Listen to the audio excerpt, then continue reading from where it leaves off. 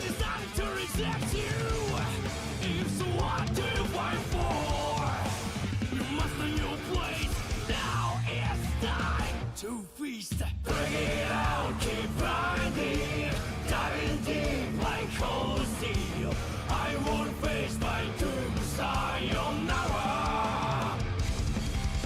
Well done, how dare you? Never too late to bend the knee. When hell freezes over, sayonara. I know the time of darkness will come someday, but I will fight it till the day I die. Break it out, diving deep like cold steel. I will not face my doom, sayonara.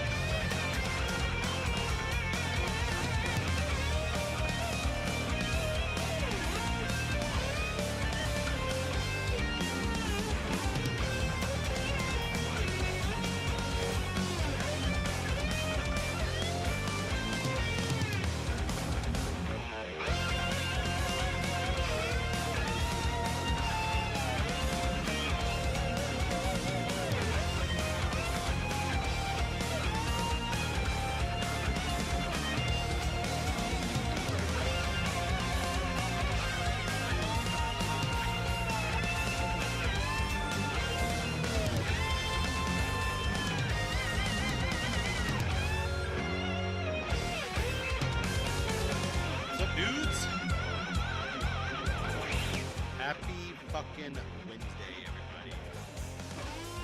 We're gonna put on the wizard hat today.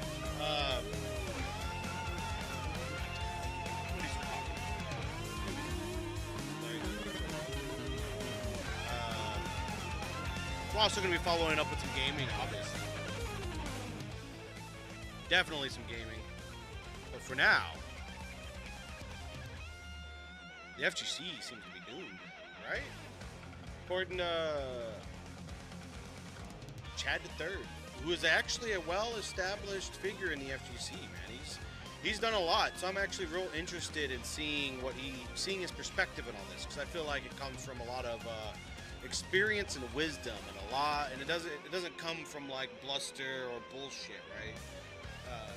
If anybody has a valid opinion on things, I feel like Chad III is among the few that do. So anyways, let's get into this shit. Let's not waste no fucking time. Let's pause that. Oh, fix this fucking...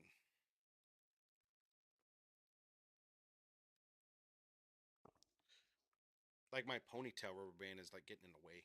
This fucking hat. Damn it. We're good. Oh, no, we're not. Okay, we are. We're good. We're good. Oh. Hold on a second. Let me get this out of the way. 1 second. Stand by.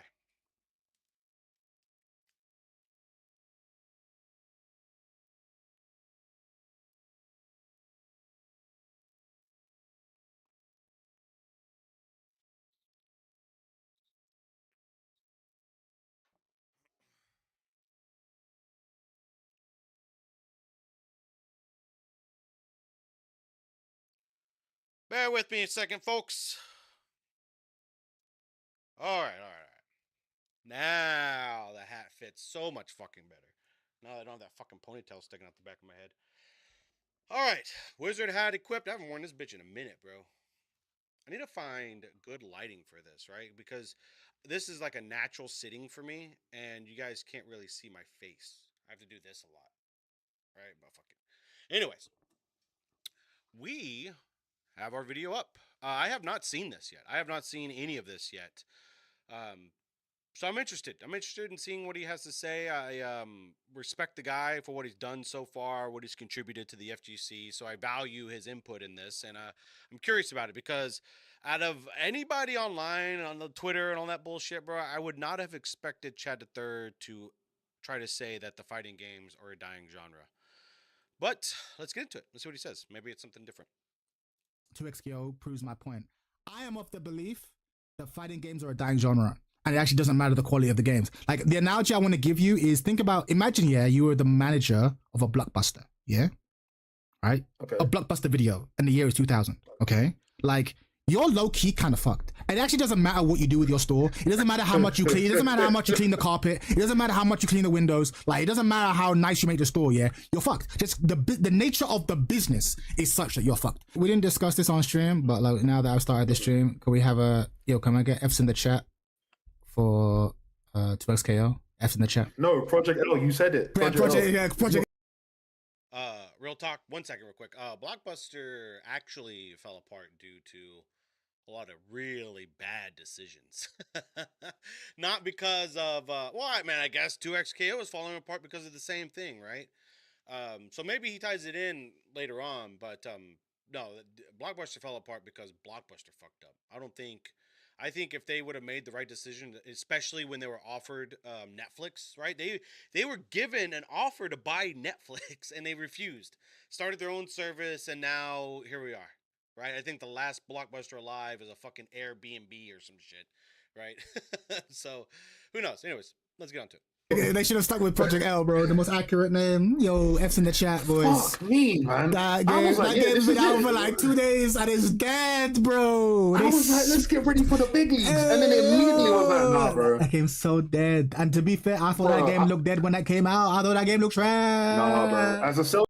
Bro, that game, I really, I'm glad he said it. Because what really gave it away to me, honestly, because I played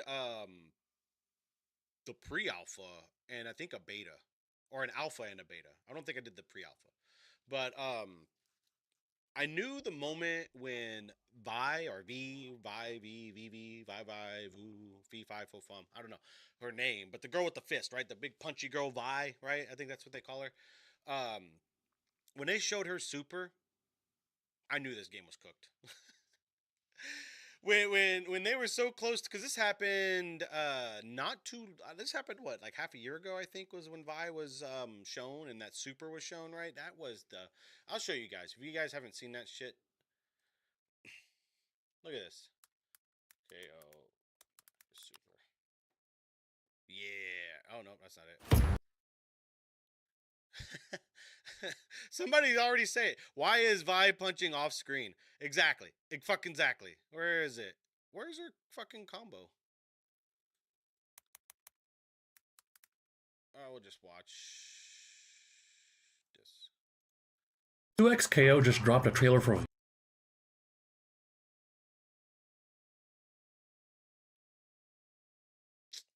Nope.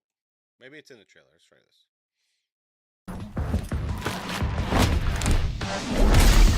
here's the deal too. Here's the deal. While this is going on, Riot had no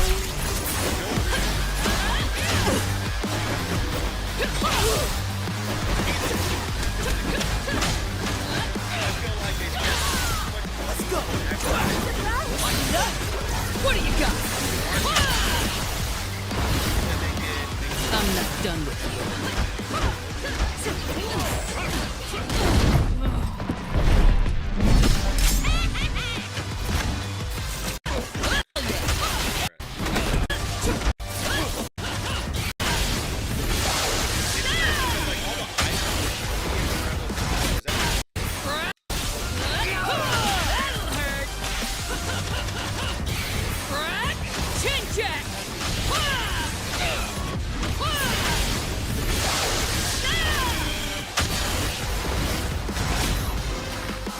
I don't know what it was about that.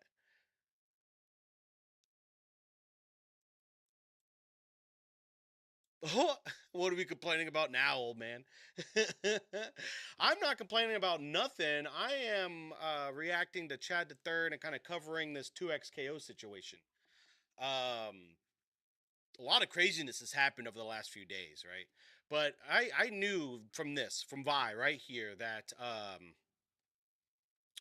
this game wasn't going to get the attention it needed in the places that it needed the attention, right? I mean, when people were talking about the game, and here's something you guys, I feel like you guys need to pay, like, try to pay attention to in the future, right? This will give you a good idea of what to expect from a game.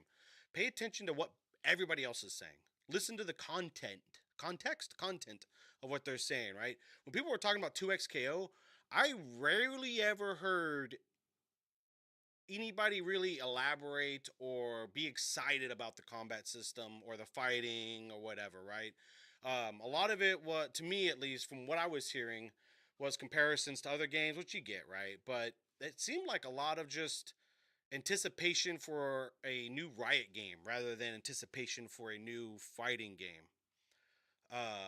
Hey, this bitch right here is handmade kangaroo leather. Handcrafted, hand painted, everything from the stars and everything, buddy.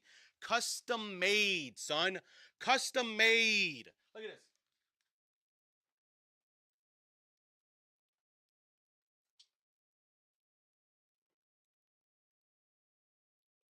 This was the prototype. This is the first one I had. The stars actually glow in the dark. They're made out of paint that's bioluminescent, like kind of like these are actually. You can kind of see them now. But they glow in the dark. It's pretty tight. I just never wore the hat because my ponytail was always getting in the way, but now I put the ponytail lower so the hat would fit. Finally trying to get into my I figured now that people are talking shit, right? I'm in these I'm slowly seeding beef sets with people like Fuse and Slick, and you overachieve if you keep talking shit. I'm gonna wear this when I piece you guys up on stream. I'm gonna make you guys losing to me feel just slimy. I'm gonna be so fucking goofy, bro. Y'all fucked up. Y'all fucked up. Y'all gonna be losing to the wizard, some goofy asshole in a wizard hat and with ducks on his shirt.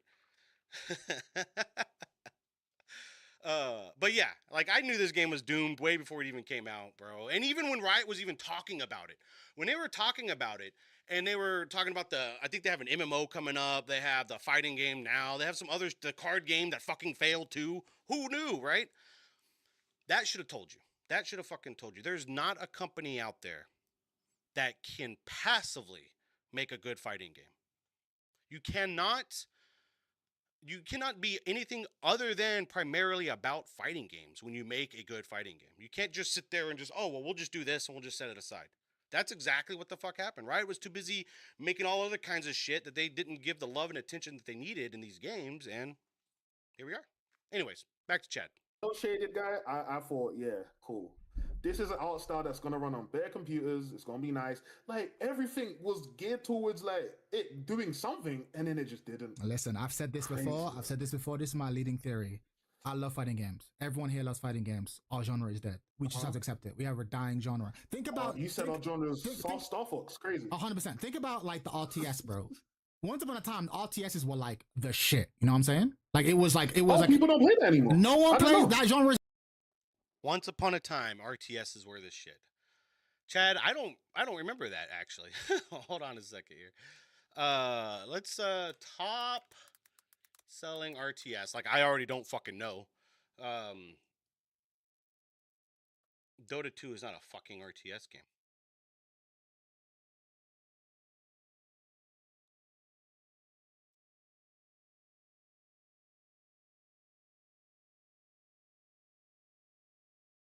Let's do StarCraft. Let's do StarCraft 2 total sales.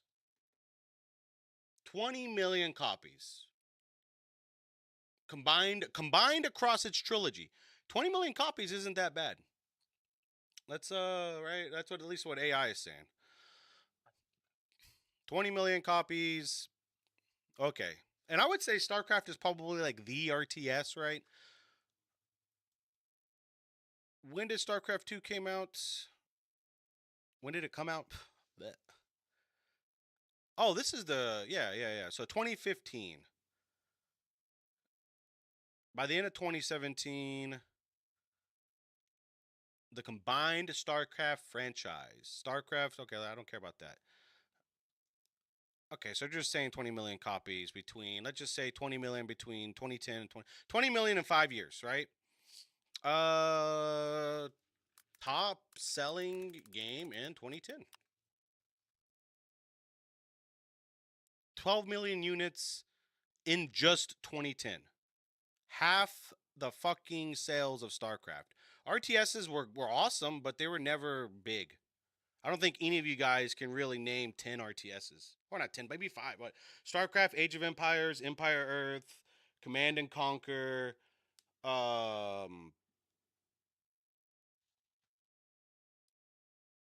feel like I'm missing something else.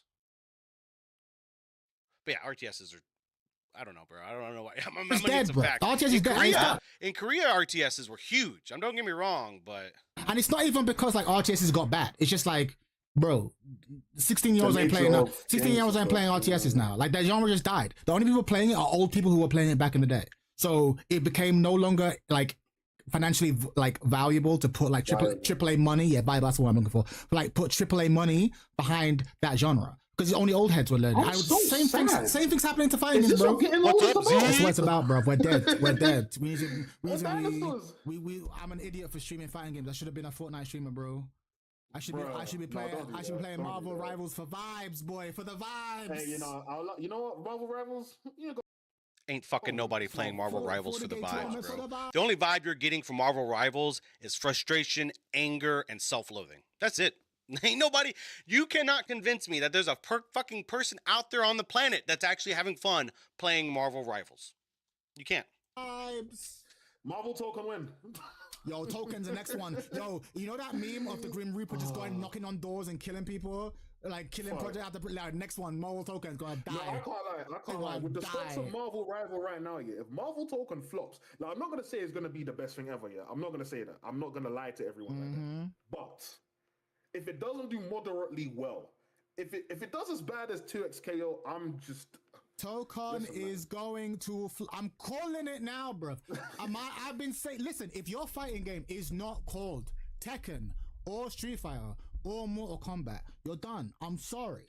And it's not. Or Fatal Fury.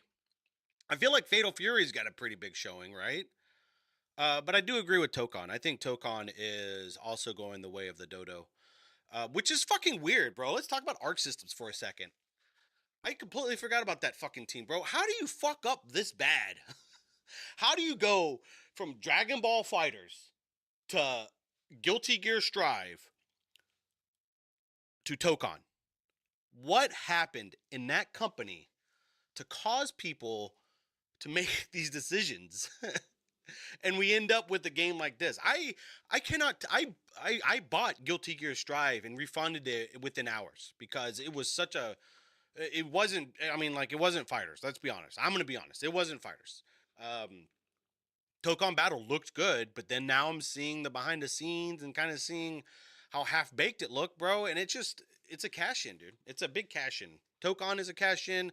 2XKO is definitely a fucking cash in. Rivals, no, not Rivals. That was not a fighting game, but yeah. It's not even, and it's not even about the quality. That's the tragedy. It's not even about the quality. Tekken can come out and be the sickest game ever, but it's like, who's playing it? The Tekken heads are gonna be playing Tekken. Street Fighter heads are gonna be playing Street Fighter. Fucking Guilty Gear heads gonna be playing Guilty Gear. Like, Chad, no, Chad. You're done. It's time for Operation FG Psyop. We're gonna have to influence. Everyone get rich, and then we start fucking influencing, bro. In positive ways. When your plan starts with me not being broke, your plan's already failed, bro. True. Bro, get over it. It's already failed. It's already failed, bro. Step one, stop being broke. Already done. We're already done, bro. Next plan. All right, let's go. What do you guys think about Tokon Battle and 2XKO? What are your thoughts on the whole situation with those? Done, cuz fighting games are so done. Again, it's not even about the quality. This is the thing. When I say this, like, I was watching a fucking Moonsault Slayer video. He's a big Tekken news guy, and he was talking about like how like, oh yeah, we're in the second golden age of fighting games. I'm like, nigga, what are you talking about? Wait, no, I'm pausing. He said what in 2025, 2026? He's saying it like he's quoting people on Twitter. You live on Twitter. I don't have Twitter, so I'm like, is this what mans are saying? Oh, good. It's like, is this what mans are saying? Are you crazy? Second golden age of fight. What are you talking about, bruv? No. The genre's done. I need to know when he said this. So I can see how much psychic damage I saw the video today. He was talking about the about what's it called? About 2XKO being like, yeah, you know, it just didn't survive the golden age. We're in a golden age of fighting. I was like, what are you talking about, bro? Street Fighter fans are upset with their game. Although, to be fair, their upset is more... They are? Yeah, but their upset is a good... You guys think we're in a golden age of fighting games? I don't even know... I can't even tell you when the first golden age was. I'm going to assume that was probably around the time of... well, I mean, like, Third Strike and Street Fighter 3 Alpha... Oh, tight. We're gonna go over that here. I'm gonna cover all the 2XKO shit right after this, but I want to see what he says about the FGC and kind of talk about that first.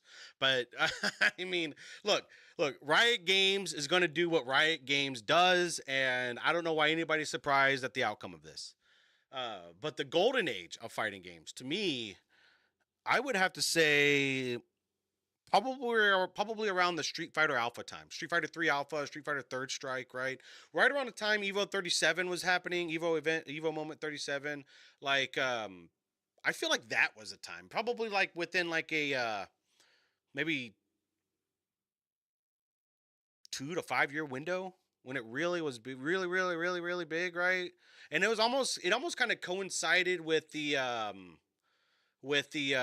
advent of YouTube and like seeing other people. Like, I don't know if you guys ever like experienced when YouTube first became a thing, bro. It was like seeing a window out into the world. I'm talking like a real old man right now, but YouTube was crazy when it first came out, dude. It was first off, it was like it wasn't regulated. There wasn't anything like that, so you didn't know how to regulate something like that, right? So the content was so fucking diverse.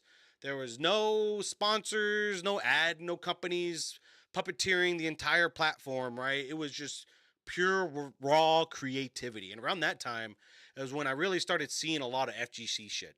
I started seeing a lot of Street Fighter tournaments.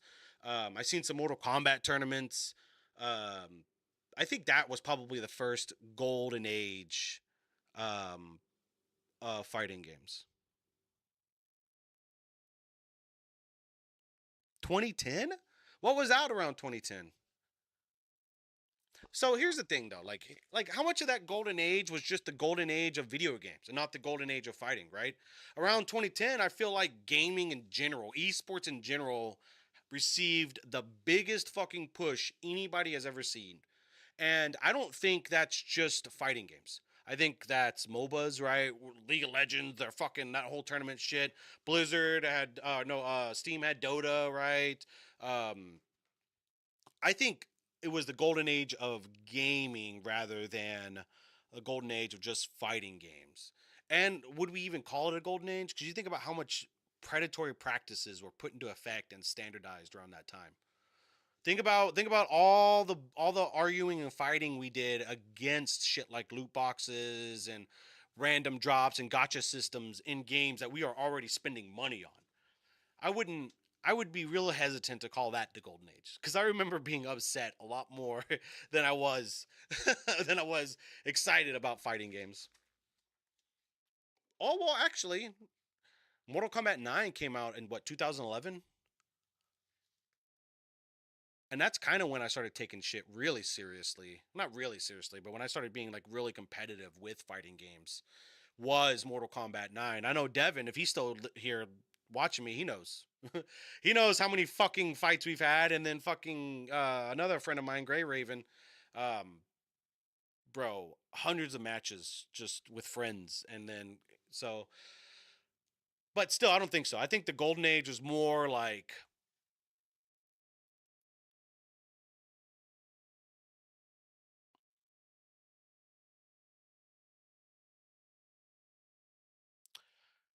yeah, in esports in general, if we mean fighting game production, then maybe still 2010s. Like a lot was coming out, stuff flopping in favors of month kind of release. Oh, and flavors of the month kind of releases, but was still dominated by the usuals like Tekken and Street Fighter, or the odd anime game here and there. Okay, let's see here. Oh, we just do this. Golden Age of Fighting Games. This is 1 year ago.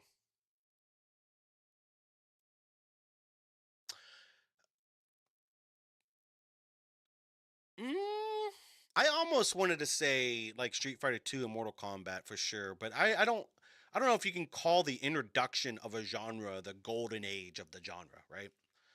I think it was the perfect start to the genre, right? Oh, bro, let's not even forget. Bro, I don't know about 2010, Z. I don't know about 2010 because you got Capcom versus SNK. You remember all those SNK games, bro? There were a lot of fucking fighting games back then, dude. There were a fucking lot. Not that there weren't many like that made it, but fuck, bro. I feel like the 90s was the golden age. I think so. Yeah, okay. Because you got to think about how many fucking fighting game ripoffs there were in the 90s. Tattoo Assassins, right? Pit Fighter. I mean, violence was a big thing in the 90s too. So fighting games were kind of like pretty much at the forefront of everything. You got the whole ESRB bullshit that happened, right? You know that E for everyone, those ratings, that was caused by Mortal Kombat and the gratuitous blood and violence in the game that caused them to induce a rating system so that parents can um, keep their kids off of hyper violent games to keep them from killing people and all this shit like they were saying back in the 90s. Um, but no, I would say that now that I'm thinking about it, because you had Killer Instinct came out around the time, bro. The arcade scene in the fucking 90s, right? Think about I remember fucking GameWorks. Oh my god, dude. But that was like 2000. Anyways, but like arcades were huge in the 90s, bro. Like fighting games were sweaty back then too. Back then, dude, you couldn't casually enjoy a fighting game. Pharaoh would have loved playing fighting games in the 90s, bro. That's why I like Pharaoh so much. Is because he's like almost like a representation of what fighting games were back then. His demeanor, his attitude, the way he talks, bro. I was walking into fucking crowds of people exactly like that, just to sit in front of a Marvel vs. Capcom 2 cabinet and get pieced up by a Magneto or some shit, bro. It was everywhere, dude. It was everywhere. And then all the movies, Street Fighter, Mortal Kombat, right? I would say the 90s, but I wouldn't say now. Honestly, I wouldn't say now that we're in a golden age of fighting games. I don't think now we are. I don't think there's nothing innovative coming out of fighting games. There's nothing inspirational coming out of fighting games. I think fighting games, the FGC itself is just being carried by the zeitgeist of esports. That's my honest opinion. I think because everybody, all these companies like Riyadh or companies, but Riyadh's a country, but or area, Saudi Arabia, whatever. All these entities that are majorly interested in esports, I think that's probably the reason fighting games are even relevant as they are now, because they're just competitive. I don't think they're inspirational. I'm not playing a game that makes me go, wow, right? Last one I did was Dragon Ball Fighters, but Tekken 8 doesn't make me do that. You know, Street Fighter 6, I mastered Cammy and then not mastered in rank, but like did her combo tutorials and then never touched the game again, right? I think Moonsault is just confusing the golden age of fighting games with just oversaturation of fighting games. Two different things. Two different things. Good upset. Wow. Their upset is like, Oh. we've been playing the same game for a long time. We want more, which is like it's a good thing to be upset about. Tekken Wait, when fans did it come are out again? How long has it been? it's like 4 years now, no? 3-4 years. Okay, you're allowed to say shit like that. Yeah, Okay, but 4 years. it's more a case of just mechanically it's been the same. Like they ain't been getting new shit. They've had like 2 costume packs. You know what I mean? They want new mechanics. That shit has like a million. No, shit but starting around yeah, it. exactly. But the thing is, once you've solved the matter, it does low key be the same shit over there's and nothing again. to explore. And Like, shit, yeah, situations keep repeating over and over and over again. So it's like Oh, I get it. okay. I do get it, right? But like, so Street Fighter, Yo, but the Street Fighter, Token has been quiet. who's been quiet? Token. I saw a comment said Token there's been radio. Hold silence. on. I didn't Chad, I do want to say I appreciate you adding fucking chapters in this. I like this. I appreciate that. Okay. We might not get Tekken 9. Oh no, we're getting Tekken 9. We're getting Tekken 9. We are so fucking getting Tekken 9. Look at this. Hold on. I'm going to show you guys another thing too. Tekken 8 global sales.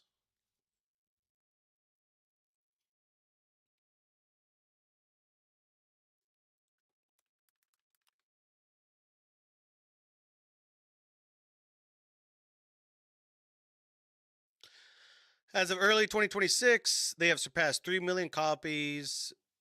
The title achieved this milestone faster than Tekken 7, which previously reached over 12 million copies in its lifetime. Strong sales. Top selling Tekken game. Tekken 7 is the best selling Tekken game. Tekken 5 at 9. So, I hate to say it, bro, but we're going to get Tekken 9. We're getting Tekken 9. For fucking sure. There's no way we're not. Don't take it for granted. Wait, Harada's not even there no more. Harada's not even there no more. Harada's not even there no more. He was probably advocating for the last two. 100%. 100. I'm Now, telling you, what? like people, like if you, like, I'm 35, right? There are genres that I'm like, this will be around forever, and they're not around no more. Like you got to understand, like Tekken is not like going to be here forever. Like when Like Terminator, they're not around. bro, They're not around. they're not around no more. They're not around no more. They're gone, bro. They're gone. They're dead. Look, Bro, Cherry's like, yo, look how where can Soul you Calibur look? 6 is at. Yo, where is Soul Calibur at? No, don't hurt me. Rest don't hurt in me like that. peace, That hurts. bro. Killick is That never hurts. coming back, bro. Bro, Killick's my never coming back. was Siegfried's nice, never man. coming back. He's dead. Voldo is dead. No, He's gone. there's no way he Ivy is believes that, dead. bro. He's got to be I will doing a say, bit. though, I will say for the record, Abby Valentine and Taki will remain in my heart Bro, forever. Taki's Those dead. are two. Taki's dead. Rest in peace. Ah, You gotta hold that. got me cooked. You gotta hold that. Got me cooked. Taki's all the way dead, like Billy Hatcher. All the way dead, bro. No. Bro, we're getting like how do I say this? Corporate wise, like as far as like Bandai Namco as a company looking at this on just paper, which a lot of suit and ties do, bro. That's high-end corporate business 101. You look at hard facts, you disregard opinion, and you base your actions on facts. I'm telling you, that's how it goes. They're looking at this on paper, right? You think those people up high in Bandai Namco give a fuck about what any of us are criticizing about Tekken? No, they don't give a shit. They probably haven't even seen any kind of criticism we have. All the criticisms we have made have been directed solely at the development team of Tekken 8, which is a fraction of what Bandai Namco is. So Bamco, right? We'll just do Bamco from now on. I don't like Bandai Namco, 4 syllables. I don't need that shit. Bamco, right? That's just a fraction of the company. So our voices, no matter how big they are, directed at Tekken, is only going to be heard by the Tekken team. And I guarantee you, nobody on the Tekken team has the authority or power to say no more Tekken. It's their bosses, and the bosses on top of that. And those people are looking at this shit on paper, and they're saying, oh, wow, Tekken 8 sold 3 million copies. Damn, we're almost close to beating Tekken 7 in sales, which is already our highest grossing game. We must be doing something fucking right. Let's just keep doing this. And that's what they're gonna do. And then some other dipshit is gonna walk to the head of the Tekken team and say, oh, hey, how things are going? And that guy's gonna be like, oh, man, we're in a tough spot, bro. People are complaining the game sucks. That guy's like, yeah. Shut up for a second. I just need you to allocate some resources for development of Tekken 9 right now. We need to capture the zeitgeist while it's hot. That's exactly what's going on at that company right now. They don't give a fuck about us or our complaints about this game, bro. Because you know why? We're not complaining with our wallets. We're complaining with our mouths. And that's no way to make any kind of fucking change, bro. Talking? Nah, you really want to make change, bro? You protest. But we're not. We're going to be playing Tekken. We're going to be playing Tekken 8. We're going to be playing Tekken 9. We're probably going to be playing Tekken 10, 11, 12, 13, right? It's not up to us. And it's not even up to the Tekken team. It's not up to Harada, that's for fucking sure. It's up to all of their bosses. All of those suit and ties living outside of reality. You know what, man? Hey, Miracle Man, I'll tell you this, bro. I learned a long fucking time ago that I myself will only ever enjoy video games that I can play with friends. Video games to me is not about challenging myself or getting involved in something that I like. Video games for me is being able to share an experience with people around me, whether it's through here, right, streaming, hanging out with you guys, or jumping in these Tekken lobbies and playing games with you guys, right? To me, if the core group of people is good enough, right? If we're fun enough, if we're cool enough, if we're having a good time, I feel like we could play any game and have fun, with exception of Marvel Rivals. I'm not playing Marvel Rivals, and I'm not playing any Battle Arena games. Sorry, nope. I don't know what it is. I just get real fucking mad at those games, and I don't want to talk to you guys like that. But I'll play any other game. I don't give a shit if it's Tekken fucking 22, right? And I'm 100 years old, dude. You're going to be wiring me up to fucking neural net, and I'll be playing that shit with my brain. Billy had been there for like decades, though. All the way dead. All the way dead, bro. He's dead like Alex. Crazy. Let's see. Tekken Story. I've never played the Tekken Story, so I can't really get into that. Same thing with King of Fighters. Fighting games don't suit the what? Ah. Yes. So real quick on fighting game stories, since he talked about this, I think the absolute only fucking game that where the story matters more than the gameplay, the only fighting game would be Mortal Kombat. Any other game, the story is so far past what's the word, canon or whatever, right? Like we don't give a shit, right? Like you got the whole like I don't think you could tell me the story of Tekken without being like, what the fuck is going on there, right? But these games aren't meant for story. They're not meant to tell a story. They're just meant for people to fight each other against.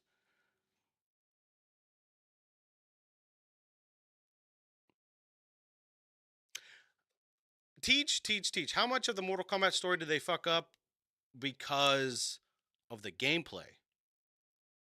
I'm actually I'm still waiting to get Mortal Kombat 1 for hella cheap just so I can play the story.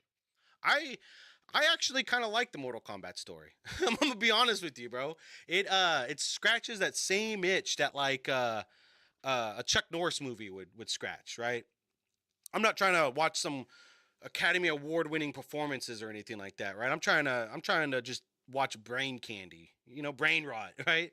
Mortal Kombat story is so fucking wackadoo out there, bro. Time travel, ninjas, all that shit, bro. That's that. Fuck it, bro. Why not? Is the story really that bad? Because that's gonna suck. That's the only thing in Mortal Kombat 1 that I feel like would convince me to buy it would be the story. And if the story's asked, oh, okay. Well, decent's fine. I can handle decent, bro. I will go out of my way to buy straight to DVD movies just to watch how campy and goofy they are, right? I love that kind of cheese. So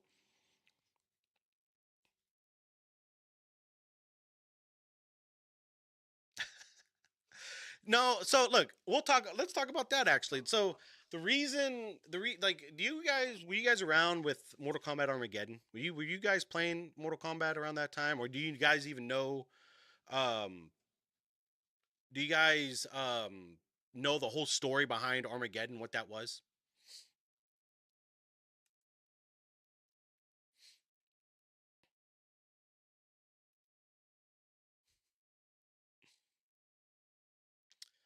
So I think you guys are missing. I think you guys are missing a really cool creative thing that they did that I fucking love about this actually.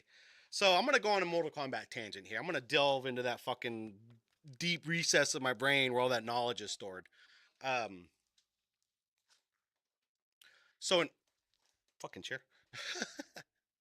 So when Mortal Kombat Armageddon was being developed, Ed Boon did an interview and he said this is going to be the last Mortal Kombat game for this generation of consoles.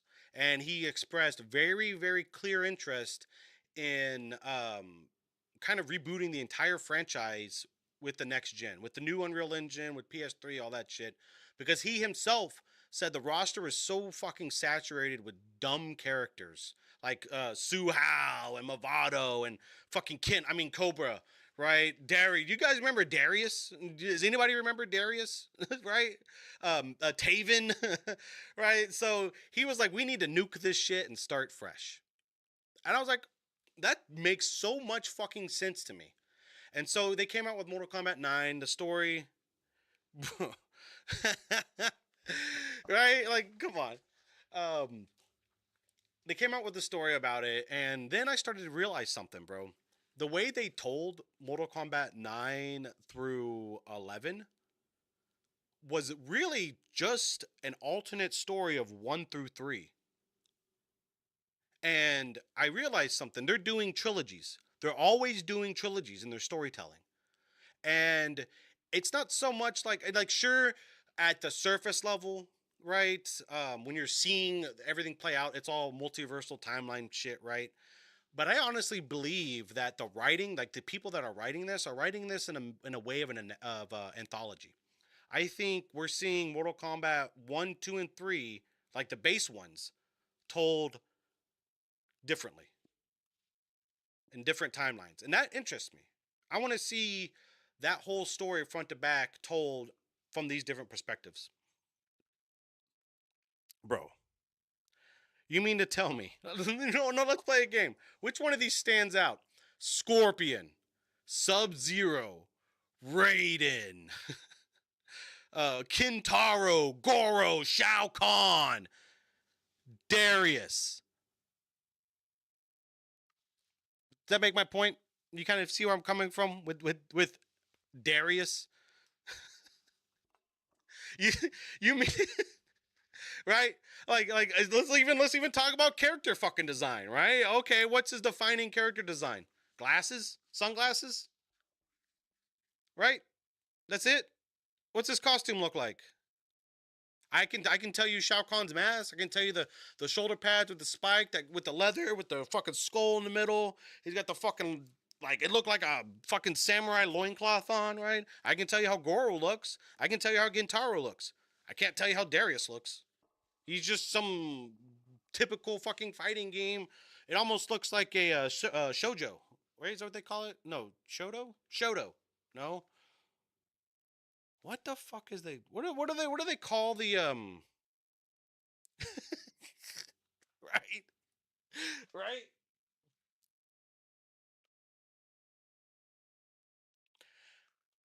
If Makeout Teach shaves his head, that's the same thing. Makeout Teach shaves his head, wears an orange hoodie, Darius. That's what you're describing. That's the way you're describing it. He's bald, black, cool ass orange fit. Put Tej in the culture orange hoodie, give him some sunglasses, and what is he? Exactly. Now look. Striker. Striker earned his spot. I'm gonna say that. Like, Striker's always been that fucking guy in Mortal Kombat. He's always been the how do you even say it? there's only room in Mortal Kombat for one generic ass character, and that's Striker. Meets a guest character. Meets a guest character. Meets like Mokujin. You know what I mean?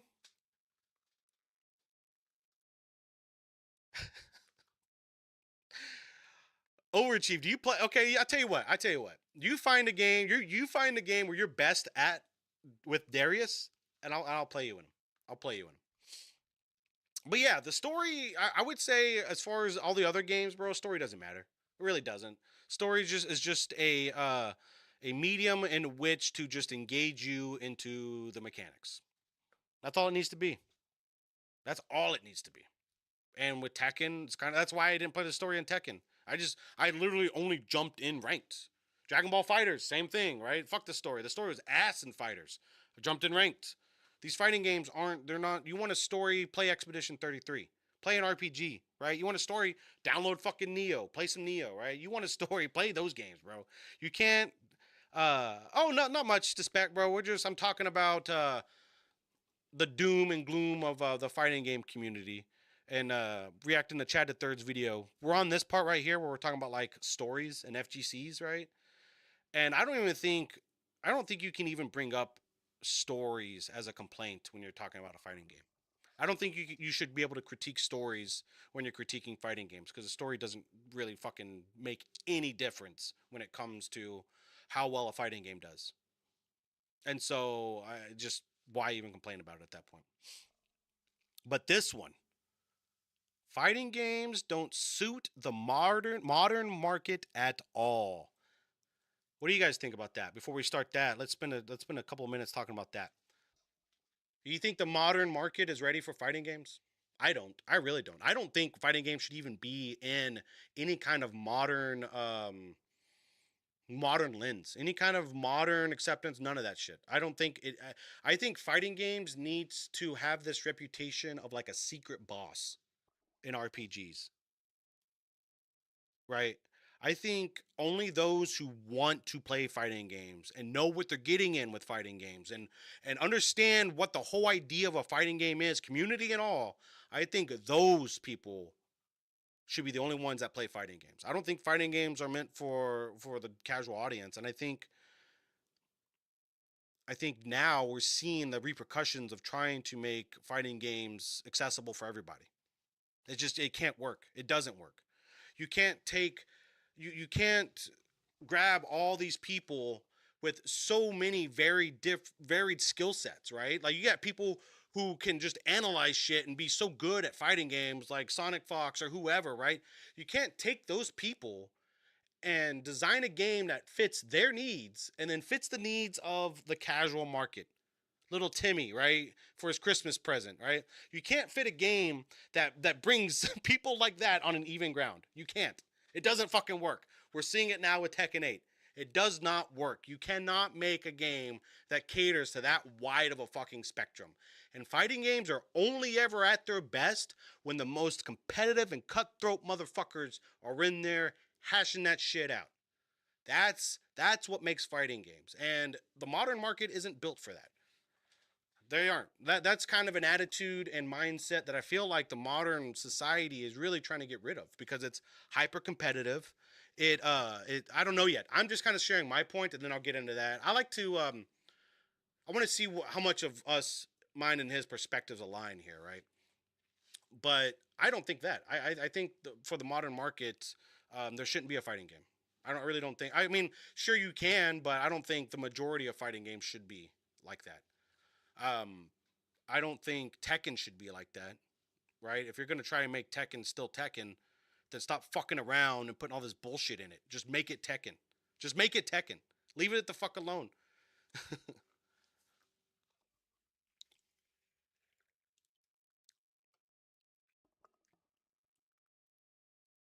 What do you mean by that? Like, so wait, what does it mean by modern market? Because when I hear modern market / audience, I think about the games that are trying to sell themselves to an audience that doesn't exist. What do you mean? That's interesting.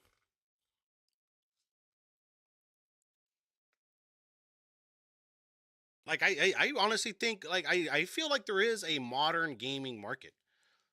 I think there is. And you can look at things like the Switch 2 sales and all that shit to kind of understand what the modern market is, right? It's Mario Kart, Donkey Kong Bonanza, right? It's Mega Man 8, I think, or not Mega Man 8, but the new Mega Man that's coming out. It's fucking Neo 3, right? There is Call of Duty, fucking all that. Well, I wouldn't say Neo 3, but Call of Duty, right? That to me is the modern gaming audience. The kinds of people that they can sell e-tickets to to watch some fucking stupid ass esport. I'm sorry. I don't mean to laugh at it, bro. But I just find it funny how serious they try to make this shit sometimes, bro. I remember seeing some esports stuff. I went to a fucking esports party for League of Legends. Like they try to make it out to be like a Super Bowl party, bro. It was the weirdest fucking thing. It was like a Super Bowl party, but everybody was just fucking nerdy and yelling about Ari rather than like a football player. It's so fucking weird. Kind of like games like Firewatch, games that are kind of grown into per se. Okay. And then Z, yeah, there's people like that watching tournaments that think highly of high level play, but are too intimidated to pick the game up. So it turns into easing those players in. But should you ease those players in? Right? At what point, like, think about it like this, Z. These people are watching and they're seeing this high level play.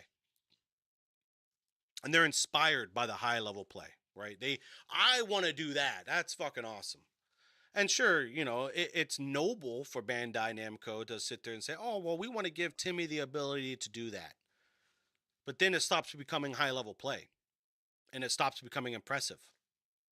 And then now that Timmy's an adult and he's in the high level play and it's not nearly as strategic looking or as impressive looking as it was when he was watching, you think anybody else is going to feel motivated to inspired to play fighting games? Right? How many people now are looking at Tekken 8 for the first time and, oh, wow, right? How much of that wow factor is lost when you dumb down a game?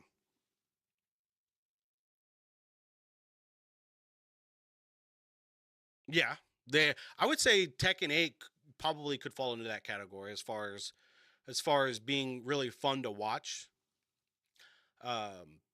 Because there are some really good Tekken 8 moments when you take yourself out of it and you try. And I think this is what benefits me because I don't know shit about Tekken. I don't know shit about frames. I don't know shit about startups, any of that, right? I think RT Josh was getting mad at me because I couldn't tell him how to break my throws because I didn't know how to fucking break my throw. I don't know any of that shit, bro. I don't. So I'm able to look at this from a perspective of ignorance. And from a perspective of ignorance, seeing all these cool moves happening, really cool looking. Really cool. Now, technically, it's ass, right? Why would you? I feel like a lot of people argue about that. Like, sure, it looks good, but it's not fair or whatever, what have you, right? Anyways, let's see what Chad the Third has to say about the modern market. Damn, he doesn't have much to say.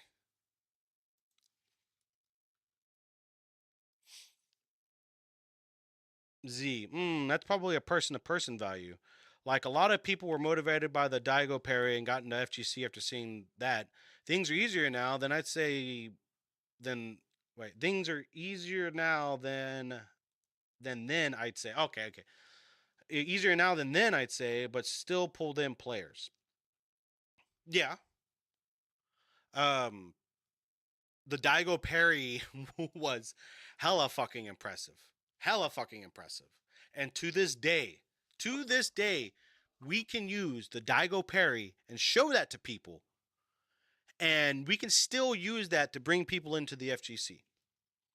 Can you guys think of a moment in modern gaming now with Tekken, Mortal Kombat, Street Fighter, a mechanic, a feat of strength, an impressive showing or whatever that would do the same as watching Evo Moment 37?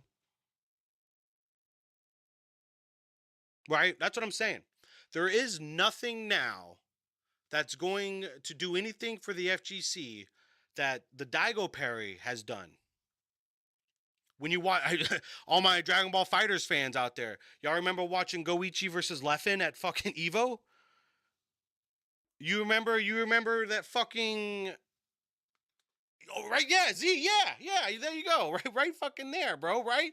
That was impressive, though. That was hella impressive because Goichi did something astronomical. He played on a whole fucking different level. That motherfucker activated Ultra Instinct mode that day.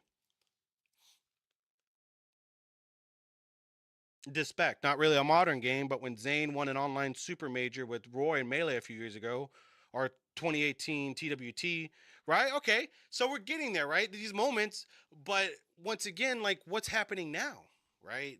And I think a big reason why we're not getting these moments is because there's nothing difficult to achieve in these games. There's no feat of strength to achieve. There's no accomplishment to have here. You know what I mean? There's nothing we can see in Tekken 8 that's gonna make us look at it the same way we look at Goichi versus Leffen, or Zayn winning Smash with Roy, or Evo 37, right? Like that's where I'm coming from. Is now they have casualized this fucking game so much. Not this game, but fighting games. They've toned them down so much that it's almost impossible to really have any kind of great achievement in it. All right, Scythe, what's a tell me, share with the class a big FGC moment in modern FGC. Oops.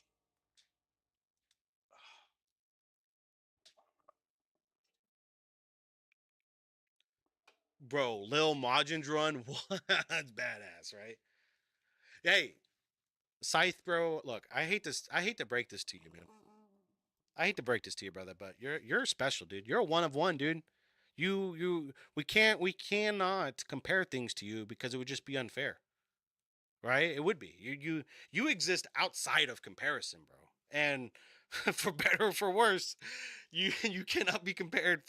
Maybe in like a gooning competition, sure, why not? But the level of ass that you bring, that you are, is just beyond any other comparison, my dude. I am of the belief that fighting games are a dying genre, and it actually doesn't matter the quality of the games. Like, the analogy I want to give you is, think about, imagine, yeah, you were the manager of a blockbuster, yeah, right? Okay. A blockbuster video, and the year is 2000, okay? Like, you're low-key kind of fucked. And it actually doesn't matter what you do with your store. It doesn't matter how much you clean. It doesn't matter how much you clean the carpet. It doesn't matter how much you... It's not about what you goon to now, Scythe. But I gotta ask. You probably have that statue bookmark, don't you? I know. I can already see it, bro. It's right there, hidden in your bookmarks folder on your browser, and you're just waiting for payday, baby. You're waiting for payday, right? You're gonna put a little bit down here, a little bit down there, and next thing you know, Death Scythe BH is gonna be the proud owner of his own fucking jury statue. Don't think I don't know. I don't know how that shit goes. You clean the windows. Like, it doesn't matter how nice you make the store, yeah, you're fucked. Just the nature of the business is such that you're fucked. And I feel that way about fighting games. Like, this genre is just least popular genre. So, like, that's what I'm saying. It's not really popular, and like, kids ain't playing it. Kids trying to tell kids. Bro, what's different? What's different, Chad? You could take that same statement and fucking put it in any fucking era of gaming, and it will stick, right? Even in the golden age of fighting games, right? With Street Fighter 2. Street Fighter 2 sold 6 million copies compared to Legend of Zelda on the SNES, which was 20 million copies. Fighting games have never been popular. They were never supposed to be popular, bro. They cannot be popular. You cannot create a system where accomplishment and merit is based off skill and expect it to sell nearly as close as games that kind of just play for you. You feel me, right? With these games, you have to actively apply yourself, bro. You can't play Tekken the same way you play Super Mario Brothers. You can't play Mortal Kombat the same way you play fucking Mario Kart or whatever, right? Any of these other games. So inherently, they're not going to be popular because they're hard to accomplish in. They're hard to achieve in. They're supposed to be by design. And that's the thing, is not every game needs to be gangbusters. We're it's crazy to me that because gaming is where it is now, if you're not selling tens of millions of copies, you're a failure. That assumption of the gaming industry and that mentality that a lot of these companies have is going to cause the entire collapse of the gaming industry. And I'm waiting for it. I am 100% waiting for it. I need it to happen. I need the gaming industry to collapse. I need all this shit to fail so we can just go back to what gaming was. And I'm sorry, Chad, bro, but I would say now more than ever, fighting games. It's time to play the game. Time to play the game. Motherfucker broke up my damn monologue. I forgot what I was even saying. But yeah, fighting games aren't supposed to be popular, bro. They're popular now, but that's just because they're accessible. But watch them get more difficult and watch the people fall off. I don't think they're gonna die at all in any way, shape, or your form. 14-year-old like cousin, like, hey, I want you to spend the next 200 hours learning all these characters, fucking strings, and learning how to break throws. Wait, and man's just gonna be like, bruv, I could just play Fortnite. Sometimes you can sow seeds. I can't lie. The last day of my tenure as a teacher, I would just show the kids Blaze Me. I forgot about it completely. This nigga latched up to Hazama so quick. He was like, "Yo, who's that?" What the fuck is this? Stop pretending Bloody Roar was good. He is. That's bait. That's bait. Easy. That's easy bait right there, buddy. Sorry. Not that I'm saying Bloody Roar is good or anything, but come on. You're stretching with that one, buddy. And I'm like, listen, let me teach you a bit. Let me show you some shit. The only way we can do this shit is to evangelize the good order fighting games. Now it's a losing battle. It's a losing battle, bro. It's a losing battle because that's the thing though. Fighting games have always been like communal. Like your cousins got you into fighting game, or your arcade scene got you into fighting games, or your uncle or your dad. It's always been like, I'm gonna fuck you up for the past half hour, but because I'm right next to you, I'm gonna show you how it's happening, and you're gonna like practice when I'm not there to beat me. Like, it's actually a very personal thing. But we're in an online era, bro. This game is done. If you can't play 4v4, your franchise is That's a very important point that he made, actually.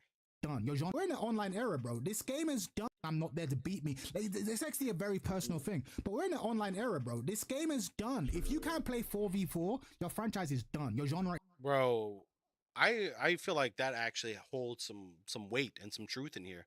I think a lot of what made fighting games special was that personal interaction you had with people. There really isn't another genre out there that puts you at odds with an opponent so verily. You know what I mean? Like, there's no team. You're not hiding behind a team. There's no 5v5, right? You can't blame your wins or losses on anybody else but you. Fighting games are all about being next to that one person, and really, I see that. And since we're in an online era, it's really hard to capture that kind of lightning in a bottle. And not only that, bro, but fighting games back then, a lot of what made it was shit talking. A lot of it was bravado, ego, right? Clashing egos. A lot of that shit is what made these fighting game moments. And now we're living in an era where it's like people don't really appreciate trash talking anymore. All of a sudden, something you would say casually to get a laugh out of your group of friends is now something that could probably get you fucking canceled on Twitter. But fuck Twitter. I don't have a Twitter. Fuck it. But what I'm saying is that, like, a lot of what made fighting games stand out back then just isn't around anymore. It's not available. It's not around. Why did that turn off? And so, what's charging?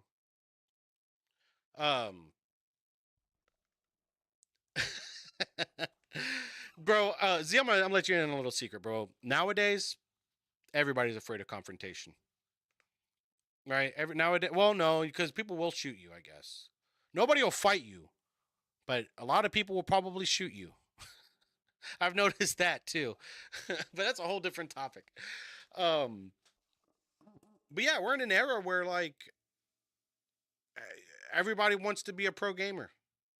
We're in an era now where everybody wants to feel like they're the best at these video games. And unfortunately, in these situations, especially with Tekken and fighting games, it's not going to happen. You're not going to get that dopamine you're going to get from Expedition 33 or any of these other big games now. You're not. You're just going to get your ass kicked. And if you don't know how to get your ass kicked, if you don't know how to lose, if you don't know how to have thick skin, right? You're not going to last in this genre. And we're seeing that now. I think we're seeing a lot of people who thought they were going to be good at fighting games get into this genre, and then now a lot of these people are realizing that it's not that case. Just because you were fucking good at whatever you were good at before doesn't mean you're going to be good at Tekken or Mortal Kombat or Street Fighter. And I think that's what we're seeing. We're seeing a mass exodus of all these people who thought they were going to be good but just weren't. And that's fine. I think that's fine. I think we're going to see a bigger reduction as well, right? I don't think we're going to die. I don't think the FGC is going to die. I just think it's too fat. That's what I think. I feel like right now, because of how popular gaming is, because of the esports, because of Riyadh, right? Everybody's got stars in their eyes. Everybody wants to be the top biggest fighting game player. Everybody wants to be a streamer, content creator, video game player, right? Everybody wants. Very few people actually get it, though. Very few people actually attain it. And the mentality you need to chase that dream and to obtain that, it's not an easy mentality to have. It really isn't. It's not. It does not cater to the casual audience. So yeah, I understand exactly what Chad's saying when he says fighting games do not suit the modern market at all, because the modern market is built to be soft. It's built to be catered to. And as a result, we're getting fighting games, like Scythe was saying. We're getting fighting games that are trash now because those fighting games are trying to cater and be built around a market that they're incompatible with. You're taking away everything that makes a fighting game great because you want everybody to play fighting games. And then you see the tragedy here, right? You see the irony in this. Fighting games can't ever be top grossing. They will never be big. You cannot do it. You can't do it. And we're seeing it now. We're seeing it right now. We're seeing an attempt at making fighting games accessible and available for everybody, and we're seeing the collapse of that exact fucking model. But I don't think they're going anywhere. I just think we're gonna get what we need.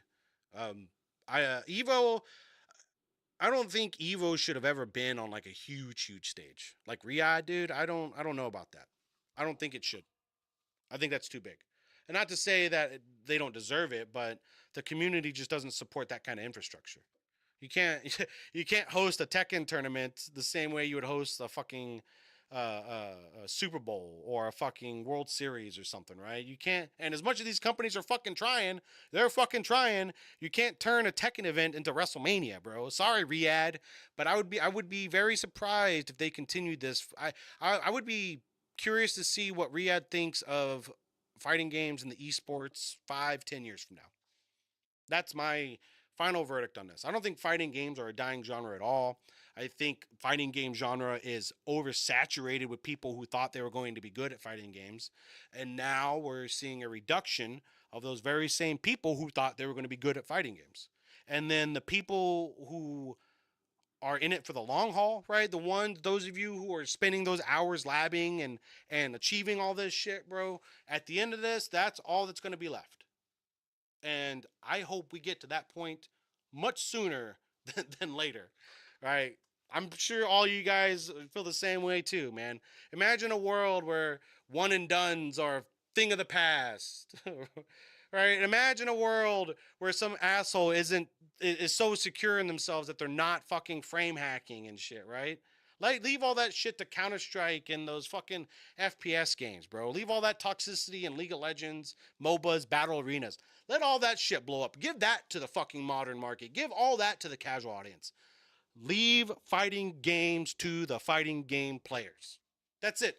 Give us our fucking little nook in this fucking world right here and just let us exist peacefully with our difficult games and our high fucking skill ceilings. Get rid of fucking Heat Burst. Or at least heavily fucking nerf it. Heavily fucking nerf anything that gives anybody a fucking advantage and reduce it to just skill. Because that's what's going to get you another Evo 37. That's exactly what's going to cultivate that. Yeah, leave it to us. Leave it to us. Stop pandering to fucking Ninja and his stupid little Fortnite friends, okay? Like, let them play Fortnite. I don't want to see a big time fucking streamer try to sit here and act like they're going to be good in fighting games. You don't have the fucking time to be good at fighting games. Y'all don't. Just leave it to us. Leave it to us. Speaking of leaving it to us and not belonging in the FGC, let me retract that. I feel like anybody who wants to be in the FGC is welcome, but you're not going to get there without fucking trying. That's the one caveat. You're not going to half-ass your way into this. You're not going to fucking ease of access. You're not going to loot crate yourself into this. You're not going to pay to win your way into this shit. You're only going to get into the fighting game genre through just fucking grit, dedication, blood, sweat, and tears. And on the opposite end of that, you got fucking Riot Games and 2XKO. Oh boy. Oh boy. Where do I even start with this, bro? Where do I even start? Let me play some music while we're doing this, because I'm done reacting to Chad. Look, it's a great video, bro. I'm obviously, like, I'm only gonna pick parts that I want to react to, but you have some really good fucking points, but I feel like you're missing perspective. I feel like you're approaching this and you're making statements based off of based off selected perceptions and not the whole fucking picture. But what do I know? Anyways, let's turn this down.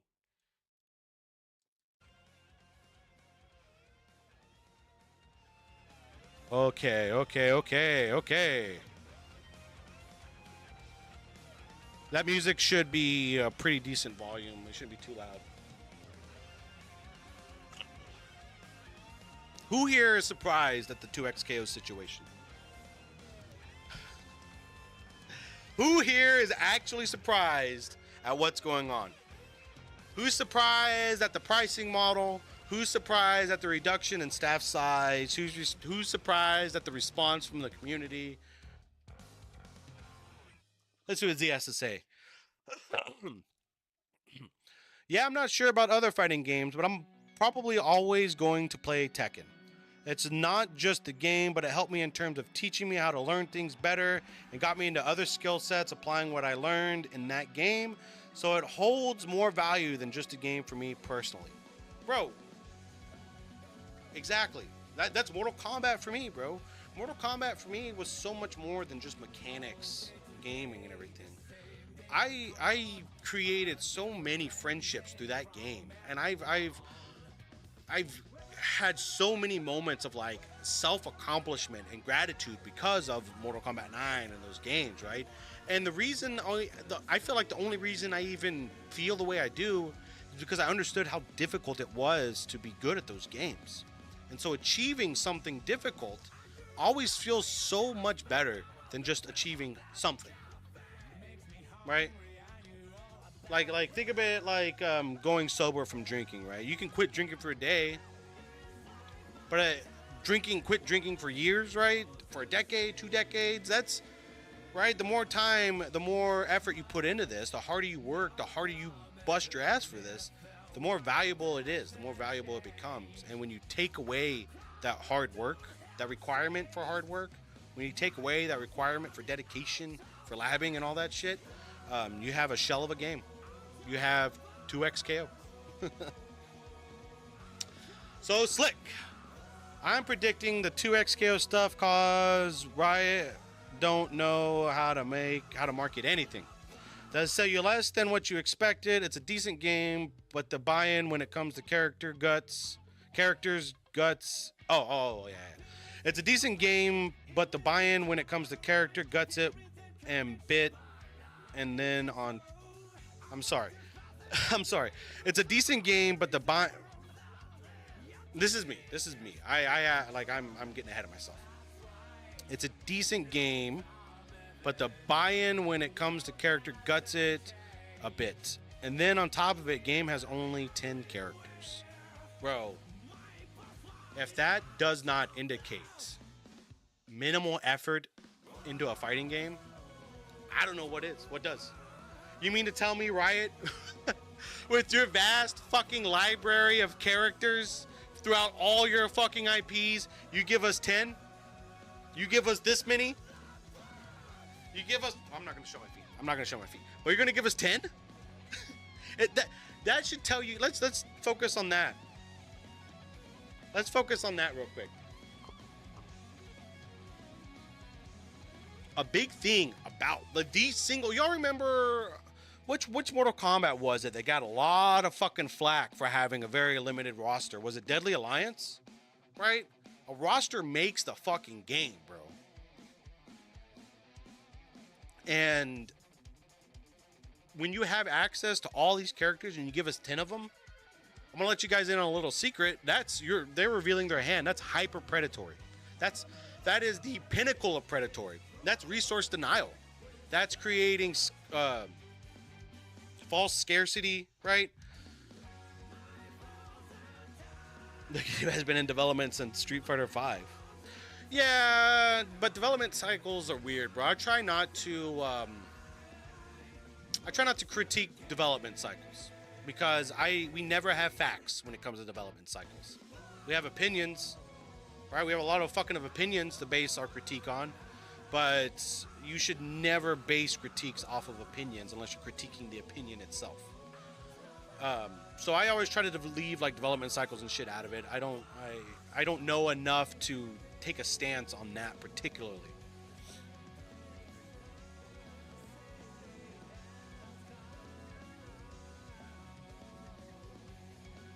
Yeah, but then Slick and then the people that they got involved in the game made it seem like there was some hope. Who did they get involved with the game? I'm gonna get something to drink. 1 second.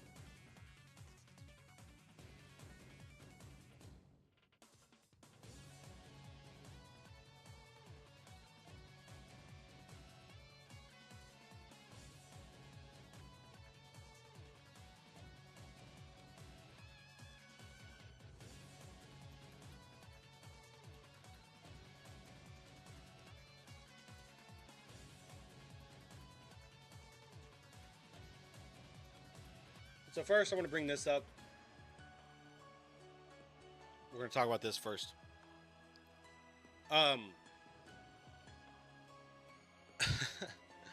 But yeah, when you have all those characters and you lock it down to 10, then that tells me you're just trying to sell the other ones. And we'll get into the predatory monetary practices of Riot and why this shouldn't surprise any fucking body.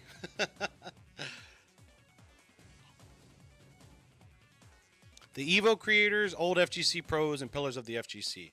All right, Slick, let me ask you this on that, right? Because that's also very deceptive on Riot's end. Let me ask you this. Those Evo creators, old FGC pros, and pillars of the FGC, how many of those people are responsible for really good fighting games? Did they I don't know, right? I'm asking genuinely, did they consult any major companies about this, right? Did they pick Capcom's brain, right? Did they consult anybody that had any knowledge of fighting game development? Right? Because if they didn't, then all they're doing is just hiring celebrities.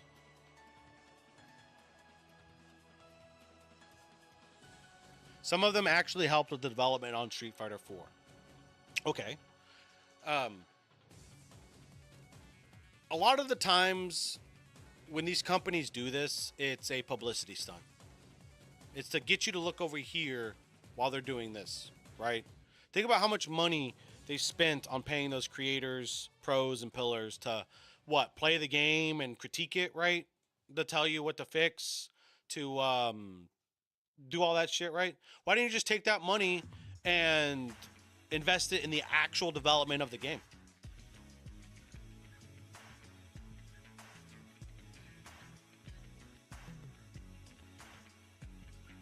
Instead of paying all these content creators to tell everybody how much your game is awesome, why didn't you give V or Vi a fucking cooler looking super attack?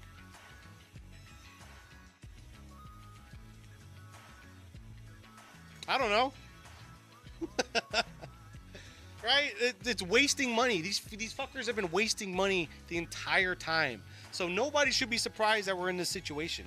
If you look, if you really like go back and you look and you pay more, like, not more attention as in like you're dumb, but like if you pay close attention to how they've handled this, all of this, what's in front of us now, this whole shit right here, not surprising.